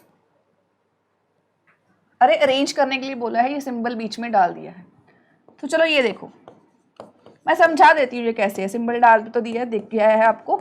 अब यहां पर देखो ये कंसेप्ट ना बहुत इंपॉर्टेंट है, इससे क्वेश्चंस आए ना ऐसा हो ही नहीं सकता। ये बहुत ही इंपॉर्टेंट कंसेप्ट है, जिसको ये समझ लग गया मतलब उन्होंने कोड क्रैक कर लिया है। ध्यान से सुनो अब क्या हो रहा है। कार्बन के इलेक्ट्रॉन खींचे जा रहे हैं ऑक्सीजन के द्वारा, ये भी ऑक्सीजन खींच रही है, दोनों इलेक्ट्रोनेगेटिव एलिमेंट दोनों खींच रहे हैं। तो हाइड्रोजन क्या कहेगी कि चलो मैं निकल जाती हूँ। तो जितनी जल्दी हाइड्रोजन निकलेगी उतना ही ज्यादा वो क्या होगा, एसिडिक, उतना ही ज्यादा वो एसिडिक है। यहां पर इसको तो पुश करने वाले लग गए कि कोई बात नहीं कार्बन तेरे को चाहिए, हम प्रोवाइड कर रहे हैं। इसके अराउंड ज्यादा ग्रुप लग गए देने वाले, तो अब कार्बन की तरफ जितना ऑक्सीजन खींच रही है कार्बन को उतने दे भी तो रहे हैं, तो अब इनको नीड फील नहीं होती कि हाइड्रोजन से खींचे जाए। तो अब ये एसिडिक नहीं रहा, अब ये वाला एसिडिक है as compare to this one. ये है प्राइमरी वाला हो गया, इसमें दो ग्रुप लग गए, ये टर्शरी वाला है। ठीक है, सो कोई भी एसिडिक तभी कंसीडर होगा जब जितनी जल्दी हाइड्रोजन निकले, बट यहां पर अल्काइल ग्रुप्स ने उसे और ज्यादा स्टेबल कर दिया, अब वो नहीं निकलने वाला। That is happening. तो ऑर्डर यही रहेगा। समझ में आ गया? जिसको समझ में नहीं आया दोबारा से सुनो, बार बार सुनो जब तक समझ नहीं आ जाता। ठीक है, अब correct order of increasing acidic strength of the compound, कौन सबसे ज्यादा? एमी क्या है, मिथाइल ग्रुप, ये ड्रॉ करा हुआ है, यही कंपाउंड ड्रॉ करा है। इसको मैं ऐसे भी ड्रॉ कर सकती हूं, COOH CH CH3 और यहां पर CH3।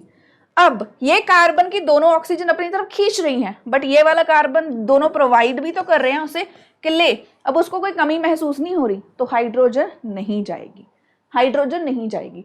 तो डी होगा सबसे लीस्ट एसिडिक, डी है सबसे लीस्ट, ये ऑप्शंस कुछ गलत दे रखी हैं, डी है हमारा लीस्ट एसिडिक। चलो इंक्रीजिंग ऑर्डर में लगाना है। देन हमारे पास है CF3COOH, मतलब अब इसको खींचना है, अब खींच रहे हैं ऑक्सीजन, अब कार्बन के अराउंड 3 खींचने वाले ग्रुप लग चुके हैं, अब कार्बन के अराउंड 3 खींच रहे हैं, मतलब ये भी खींच रहा है, ये भी खींच रहा है, तो हाइड्रोजन भागी भागी जाएगी कि नहीं, इतना ज्यादा नेगेटिव माहौल मुझे नहीं चाहिए, सभी खींच रहे हो, तो ये सबसे ज्यादा एसिडिक होगा, सी सबसे ज्यादा एसिडिक है, सी आएगा इधर। अब बची ए और बी की बात। ए और बी में कौन है, यहां पर ए में है CH3COOH एंड दूसरे में क्या आ चुका है OCH3CH2COOH।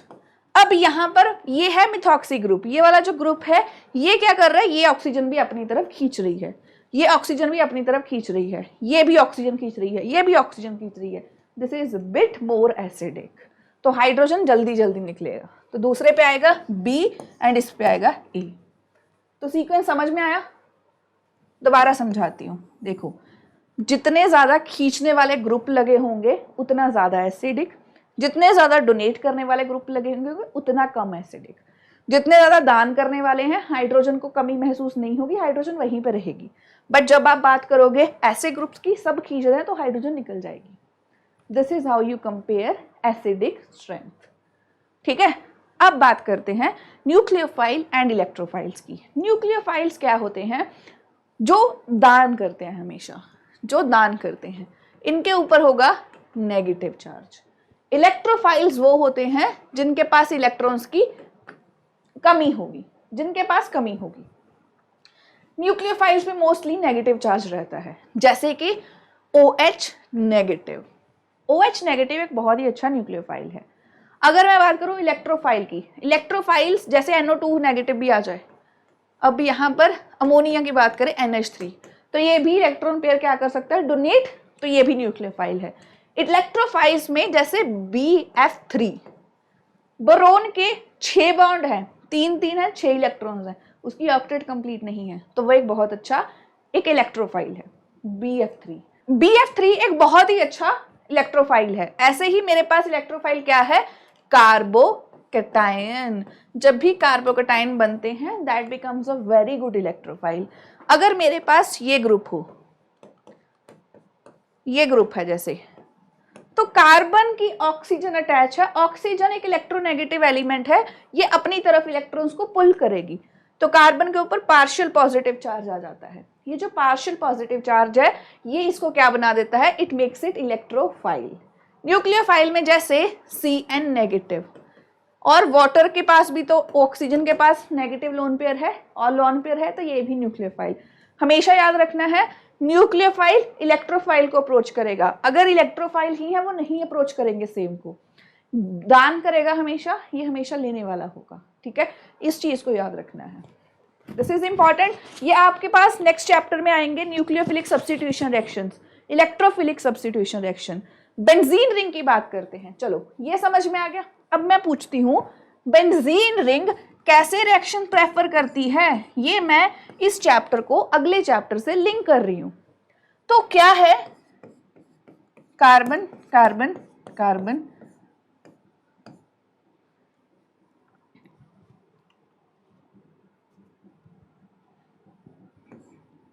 अब यहां पर कार्बन कार्बन है, हाइड्रोजन मैंने नहीं लगाए, तो होता क्या है, इसकी ना ऊपर नीचे p ऑर्बिटल्स रहती हैं, p ऑर्बिटल्स। ये मैसी सा लग रहा है बट p ऑर्बिटल्स ऊपर भी रहती हैं नीचे भी रहती हैं। तो अगर ये बेंजीन रिंग प्लेन में है, इसके ऊपर भी इलेक्ट्रॉन डेंसिटी नीचे भी इलेक्ट्रॉन डेंसिटी। केमिकल बॉन्डिंग में जाकर देखो पाई बॉन्ड कैसे बनता है, तो ऊपर नीचे सब जगह इलेक्ट्रॉन डेंसिटी है।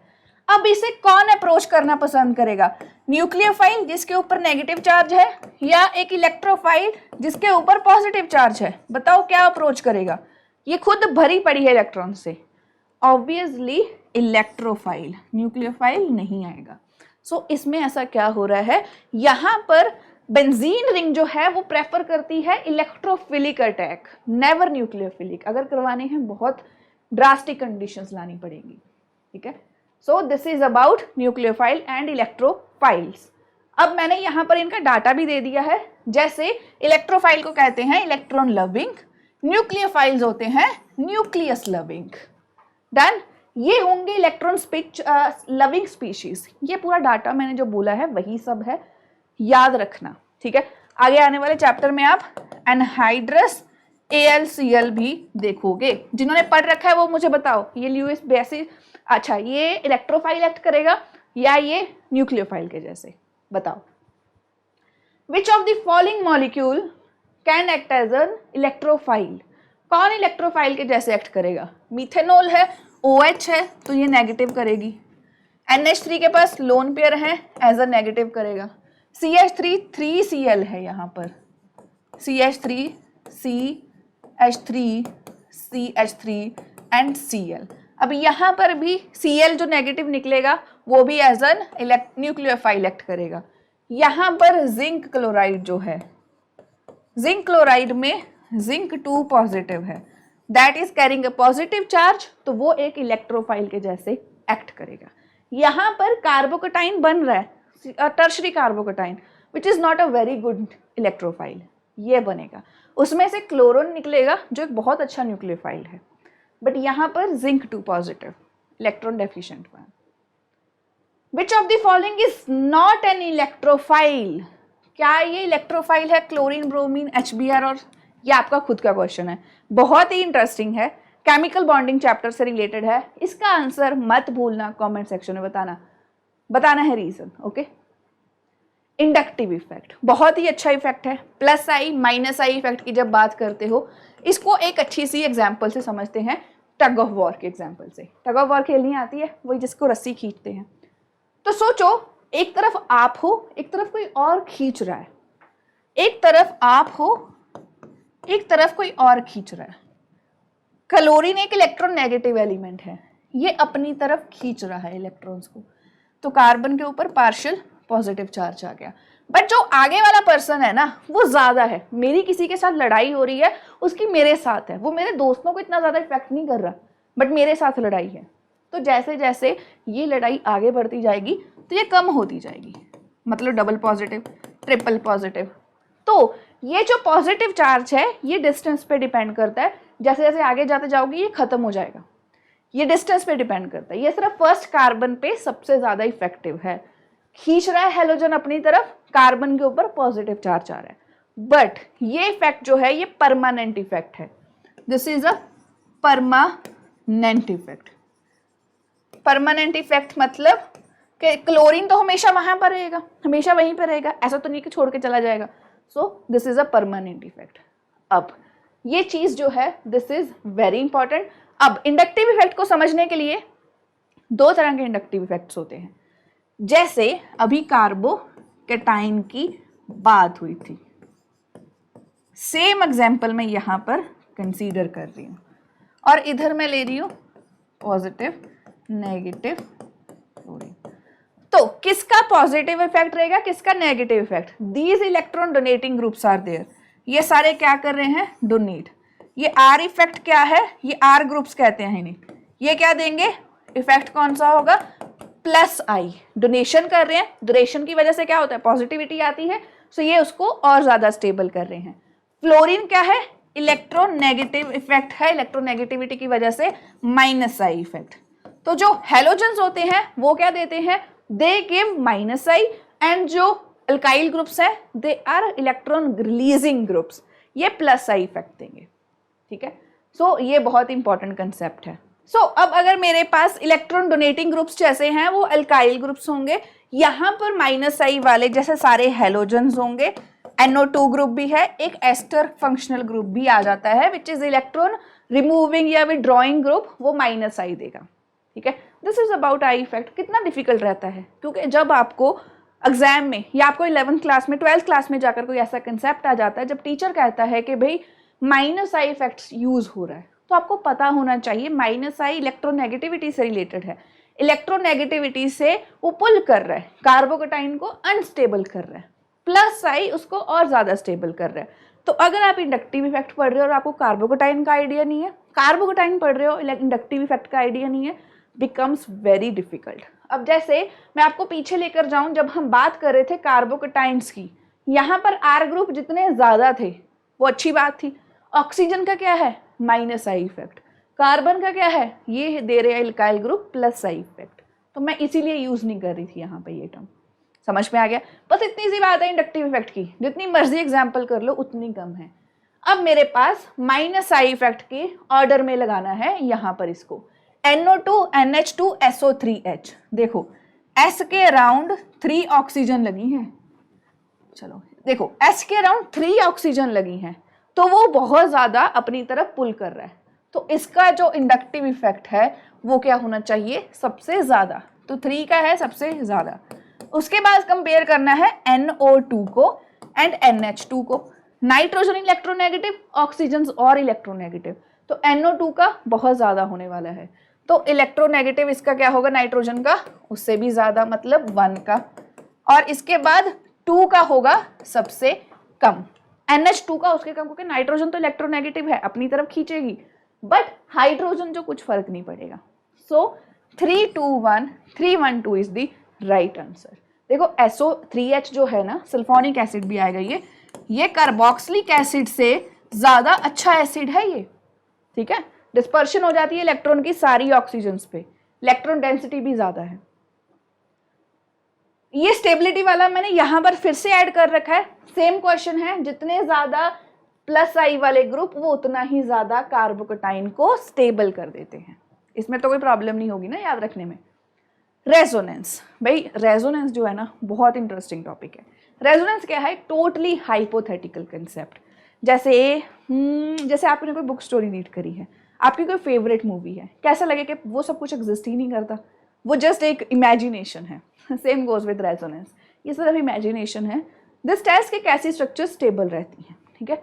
ये कैसे स्टेबिलिटी एक्सप्लेन करता है। 2 तरह के इफेक्ट होंगे यहाँ पर भी, minus R and plus R. यहाँ पर उल्टा हो जाएगा। उल्टा कैसे होगा ध्यान से देखना। जैसे मैं ड्रॉ करके बताऊंगी, बच्चों को ये ड्रॉ करना नहीं आता तो ध्यान से देखना। अब O तो इलेक्ट्रोनेगेटिव है, O क्या है, इलेक्ट्रोनेगेटिव, तो ये क्या करेगी, इलेक्ट्रॉन देगी रिंग की तरफ, दान कर रही है। जो दान करता है पॉजिटिव फील करता है, plus are effect. Same goes with chlorine. Chlorine अगर अटैच होता, चाहे वो माइनस आई दे रहा है, खींच रहा है, बट यहाँ पर इसके पास लोन पे रहे, रिंग को देगा। तो अब ये बॉन्ड जब इधर आएगा, ये वाले कार्बन के 5-6 बॉन्ड तो नहीं हो सकते, तो ये वाला इलेक्ट्रॉन पेयर इधर शिफ्ट हो जाएगा। अब चलो डिफरेंट कलर से बनाते हैं, we should keep our page colourful. अब क्या होगा, अब यहां पर ये नेगेटिव इधर आ गया, अब ऑक्सीजन के ऊपर आ गया पॉजिटिव चार्ज। बाकी के बॉन्ड के साथ मैंने कुछ नहीं करा, वो एज इट इज वहीं पर है। अब ये पेयर घूमेगा, ये इधर आ जाएगा, इधर आया ये। अब जब ये इधर आया तो इस पेयर को आगे जाना पड़ेगा, क्योंकि एक कार्बन के 4 5 6 बॉन्ड नहीं हो सकते। तो यहां पर क्या आएगा,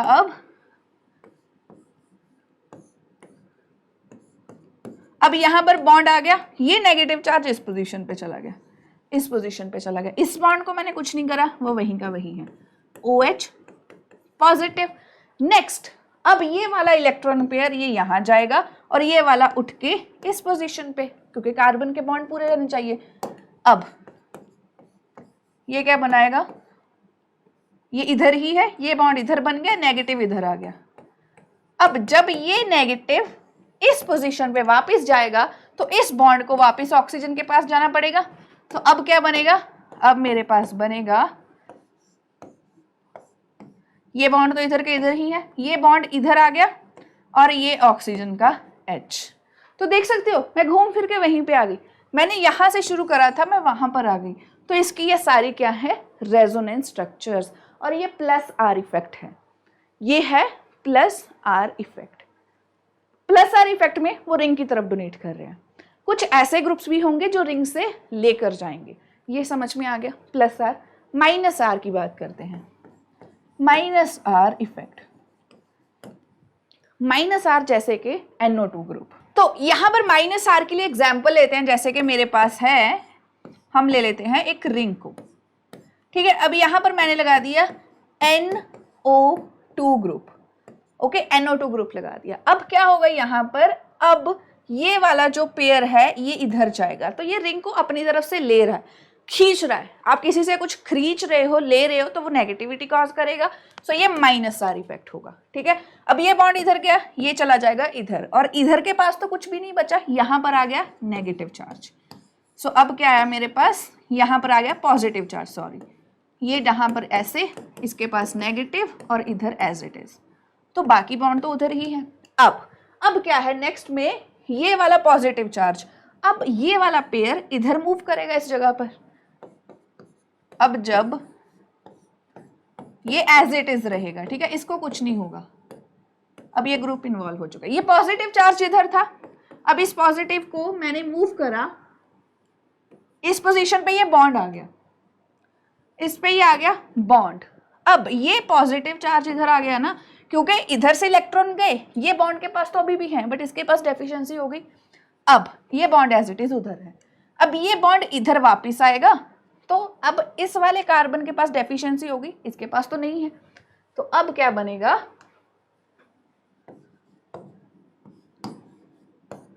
अब यहां पर ये आ गया बॉन्ड। अब यहां से बॉन्ड शिफ्ट हो गया, इस कार्बन के पास तो डेफिशिएंसी नहीं हुई, बट इस कार्बन का तो चला गया, so it became this O negative और O। अब नेक्स्ट, अब ये वाला बॉन्ड जो है ये इधर आ जाएगा और पॉजिटिव चार्ज खत्म होगा। कैसे होगा, अब ये इधर आ गया तो नाइट्रोजन का वापस आ जाएगा। सो अब क्या बना, इट बिकेम पॉजिटिव यहां पर एंड NO नेगेटिव। तो अब क्या देख सकते हो, ये रिंग के बॉन्ड इधर थे, वो इस साइड हो गए हैं, और पूरी रिंग पे कौन सा चार्ज घूम रहा है, पॉजिटिव चार्ज। जब हमने बात करी थी माइनस प्लस आर की, तो नेगेटिव चार्ज रिंग पे घूम रहा था। याद रखने का ये भी तरीका है, ठीक है, कि कहाँ पर पॉजिटिव पहले आएगा, कहाँ पर, जहां पर पॉजिटिव आ रहा है रिंग पे वहां पर माइनस आर है, जहां पर नेगेटिव आ रहा है रिंग पे वो प्लस आर है। वैसे बेंजीन के रहते हैं दो, देखो एक बेंजीन के बॉन्ड इस साइड है, दूसरी साइड बेंजीन के बॉन्ड रहते हैं यहां पर, दूसरी साइड बेंजीन के बॉन्ड यहां पर आ जाते हैं। So this is simple, benzene की ये रेजोनेटिंग स्ट्रक्चर्स हैं, ठीक है, बट ये plus R and minus R का ख्याल रखना है। तो अब ऐसे ही एक इफेक्ट और आता है जिसे हम कहते हैं मीजोमेरिक इफेक्ट। तो बच्चों को कंफ्यूजन ये रहती है कि मीजोमेरिक एंड आर इफेक्ट में क्या डिफरेंस है। दोनों सेम है, दोनों सेम है, बट जैसे बेंजीन में कोई और नहीं आया, बेंजीन की अपनी रेजोनेटिंग स्ट्रक्चर्स बन रही हैं, इसमें भी सेम होगा वही चीज़ जो मैंने करी। ये बॉन्ड पेयर इधर जाएगा, इस पे नेगेटिविटी आएगी, ये बॉन्ड इधर जाएगा, फिर यहाँ पर बॉन्ड बनेगा, फिर ये आगे जाएगा, सेम मूवमेंट होगी, कोई और चीज़ नहीं इन्वॉल्व हो रही, कोई बाहर का बंदा नहीं इन्वॉल्व हो रहा। बट जब कोई बाहर की चीज़ें इन्वॉल्व होने लग जाती हैं उसे हम कह देते हैं मीजोमेरिक इफेक्ट, ठीक है। और मीजोमेरिक को कैसे याद रखना है कि कौन प्लस एम और कौन माइनस एम शो कर रहा है। जैसे ये है और मेरे पास ये याद रखना है कि कौन माइनस एम और कौन प्लस एम, इसको याद रखना है ए बी रूल से। ए बी रूल जैसे ये ले लो ए, ये बी, ये है ए और बी। ए और बी में से कौन इलेक्ट्रोनेगेटिव है, जो डायरेक्टली अटैच है ए ना, तो जब ए इलेक्ट्रोनेगेटिव है तो वो देगा प्लस एम और प्लस आर इफेक्ट। और अगर एन जो है, देखो एन इलेक्ट्रोनेगेटिव कम है, ऑक्सीजन ज्यादा है, तो जब बी ज्यादा इलेक्ट्रोनेगेटिव है, ए कम है, तब वो देगा माइनस एम इफेक्ट, ठीक है। और कौन कौन से ग्रुप हैं ऐसे, जैसे COOH ग्रुप एक ऐसा ग्रुप है, ठीक है। और अगर मैं बात करूं इसकी, जैसे मेरे पास all the halogens, halogen groups ऐसे हैं, ठीक है। हेलोजन ऐसा है, NH2 ग्रुप एक ऐसा ग्रुप है। सो ऐसी M effect and resonance effect की बात है। अब बात करते हैं इलेक्ट्रोमेरिक इफेक्ट की। ये है एक टेम्परेरी इफेक्ट। टेम्परेरी इफेक्ट का मतलब क्या है कि ये ना, जैसे आपके घर में अभी दिवाली आने वाली है, तो दिवाली पे सफाई शुरू हो जाती है, तो आपके घर वाले जब सफाई तभी शुरू करते हैं जब कोई फेस्टिवल आ रहा है। वैसे तो नॉर्मली डेली होती है, बट जब डीप क्लीनिंग होती है वो दिवाली के टाइम पे। तो ऐसा ही ये इफेक्ट है, ये तभी राइज होता है जब कोई चीज़ अप्रोच कर रही है। जैसे कि ये डबल बॉन्ड के अराउंड होता है मल्टीपल बॉन्ड। जैसे कि हाइड्रोजन अगर अटैक करे अगर हाइड्रोजन अटैक करे तो मेरे ये वाला बॉन्ड शिफ्ट हो रहा है इधर। अब क्या होगा, इस पे आके हाइड्रोजन ने क्या कर दिया, हाइड्रोजन आके अटैच हो गई। अब इस कार्बन के बॉन्ड तो कम हो गए, इस पे पॉजिटिव चार्ज आ गया, इस पे आ गया पॉजिटिव चार्ज। तो this is a temporary effect. ये तभी हुआ, अदरवाइज तो कार्बन पे कोई पॉजिटिव नेगेटिव नहीं था। ये तभी हुआ जब कोई एक रिएजेंट आ गया वहां पर। This is electromeric effect. ठीक है, अब ये पॉजिटिव ई है। पॉजिटिव ई क्यों, हाइड्रोजन या जाकर वहीं पे अटैच हुआ जिस पे चार्ज का ट्रांसफर हुआ। अब अगर Cn आए, अब यहां पर क्या है, Cn नेगेटिव ने आके अटैक करा। अब इन दिस केस यहां पर क्या हो रहा है, ये पेयर इधर शिफ्ट हो रहा है and I am getting Cn here. अब जब ये पेयर शिफ्ट कर गया तो इसके ऊपर क्या चार्ज आएगा, नेगेटिव चार्ज, क्योंकि वो ऑलरेडी अपने साथ इलेक्ट्रॉन्स लाया था। तो ये क्या हो गया, माइनस ई इफेक्ट। तो इसको याद रखने का तरीका पता क्या है, दोबारा से अगर मैं इसकी एक ओवरव्यू दूं, तभी होगा जब कोई अप्रोच करेगा, otherwise they are happy. Second, negative I effect में नेगेटिव चार्ज दिखेगा, पॉजिटिव ई इफेक्ट में आपको पॉजिटिव चार्ज दिखेगा। That's it. मुझे नहीं समझ आता कि बच्चे इसमें क्यों कंफ्यूज होते हैं, इट्स बहुत ही इजी ज़्यादा टॉपिक है, बहुत ही इजी टॉपिक। ठीक है, सो यहां तक हमारे की कौन कौन से इफेक्ट हो चुके हैं, I effect, are effect and E effect. Last में बचता है हाइपर कॉन्जुगेशन। हाइपर कॉन्जुगेशन बहुत ही इंपॉर्टेंट टॉपिक है, ये बार बार स्टेबिलिटी ही एक्सप्लेन करेगा। अब हाइपर कॉन्जुगेशन क्या है, इसको हम और भी क्या कहते हैं, नो बॉन्ड रेजोनेंस। इसे हम ये भी नाम देते हैं नो बॉन्ड रेजोनेंस। ये क्या करती है, ये चार्ज के डिस्पर्शन में हेल्प करती है। डिस्पर्शन होता है और ये होता है एक परमानेंट इफेक्ट, परमानेंट इफेक्ट। ठीक है, इसको नो बॉन्ड रेजोनेंस क्यों कहते हैं, जैसे ये देखो मेरे पास ये मॉलिक्यूल है H, ये कार्बोकटाइन है, कार्बोकटाइन है, इस पे आ गया पॉजिटिव चार्ज। अब ये वाला पॉजिटिव चार्ज, ये डबल बॉन्ड बीच में आएगा, देखना इस H पे चला गया पॉजिटिव चार्ज और ये कार्बन ने इसके साथ बना लिया डबल बॉन्ड, इसके साथ डबल बॉन्ड। अब इस हाइड्रोजन के साथ कुछ भी नहीं हुआ, कार्बन के पास कार्बोकटाइन की वजह से एक एम्प्टी पी ऑर्बिटल थी, इधर पॉजिटिव चार्ज इलेक्ट्रॉन निकले ना, एक एम्प्टी पी ऑर्बिटल थी। अब उसमें हाइड्रोजन ने आकर अपने इलेक्ट्रॉन दे दिए और वो पॉजिटिव हो गया। अब ये सेम इस हाइड्रोजन के साथ होगा, H और यहाँ पर H पॉजिटिव, नीचे H और यहाँ H। Same goes with this hydrogen, तो नीचे आ जाएगा। अब यहाँ पर स्पेस नहीं है तो एक बॉन्ड यहाँ पे खत्म होगा, जैसे CH H पॉजिटिव और ये डबल बॉन्ड। तो जितनी ज्यादा हाइड्रोजन होंगी, ये फैक्ट लिख लो, more is the presence of number of hydrogen atoms, hydrogen, ठीक है, उतनी ही ज्यादा हाइपर कॉन्जुगेशन होगी। जितनी ज्यादा हाइपर कॉन्जुगेशन उतनी ही ज्यादा डिस्पर्शन ऑफ चार्जेस। तो हमारे पास जो स्टेबल होंगे, सबसे ज्यादा स्टेबल होंगे हमारे पास स्ट्रक्चर्स। तो टर्शरी के केस में सबसे ज्यादा स्टेबिलिटी है। जैसे कि अगर मैं CH3 की बात करूं, दूसरी साइड में बात करूं इसकी, तो हाइपर कॉन्जुगेशन का अगर कॉम्पिटिटिव एग्जाम्स के लिए याद रखना है तो बस इतना याद रखो, इसके पास कितनी है 9 अल्फा हाइड्रोजन्स, इसके पास 9 हाइड्रोजन्स हैं और इसके पास कितनी है 3 हाइड्रोजन्स। तो इसके केस में हाइपर कॉन्जुगेशन बहुत ही ज्यादा है, इस केस में 3 ही हैं। तो ये इसीलिए टर्शरी इसीलिए भी ज्यादा स्टेबल है। तो कहीं पर भी जब प्लस इफेक्ट की बात होगी और हाइपर कॉन्जुगेशन की होगी, इनकी बात हमेशा साथ में आएगी। ठीक है, सो ये हाइपर कॉन्जुगेशन की बस इतनी सी बातें याद रखनी है। डन। अब हमारे पास लास्ट वाला जो पार्ट आया ना, अभी तक सारे इफेक्ट्स खत्म हो गए, आई इफेक्ट हो गया, हाइपर कॉन्जुगेशन हो गया और आर इफेक्ट हो चुका है, मीजोमेरिक इफेक्ट हो गया। अब बात आती है टाइप ऑफ रिएक्शंस। एक्चुअल में यहाँ तक चैप्टर खत्म हो जाता है जीओसी का, बट अगर हम बात करें आपकी बुक में जो गिवन है, सो हम उसकी डिटेल में नहीं करने वाले। सो यहाँ पर क्या होने वाला है, ऑर्गेनिक रिएक्शन की कुछ टाइप्स हैं। ऑर्गेनिक रिएक्शंस के लिए हमारे पास डिफरेंट रिएक्शंस दिए हैं, उनको करने के मेथड दिए हैं, वो प्रैक्टिकल्स के लिए हैं। सो वो हम यहाँ पर नहीं करने वाले। तो जो इंपॉर्टेंट पार्ट्स थे हमने वो कवर कर लिए हैं। समराइज करो पूरे चैप्टर को, तो हमने क्या क्या करा अभी तक। अभी तक हमने क्या करा, we started with basic knowledge of sigma and pi bonds and हमने बात करी हाइब्रिडाइजेशन की। ये दो चीजें हमारी इस चैप्टर में मेन थी, ठीक है। हमने जितने कम क्वेश्चंस करे हैं बट आपको क्वेश्चंस बहुत ही ज्यादा सॉल्व करने हैं, ठीक है। ये सबसे पहले था।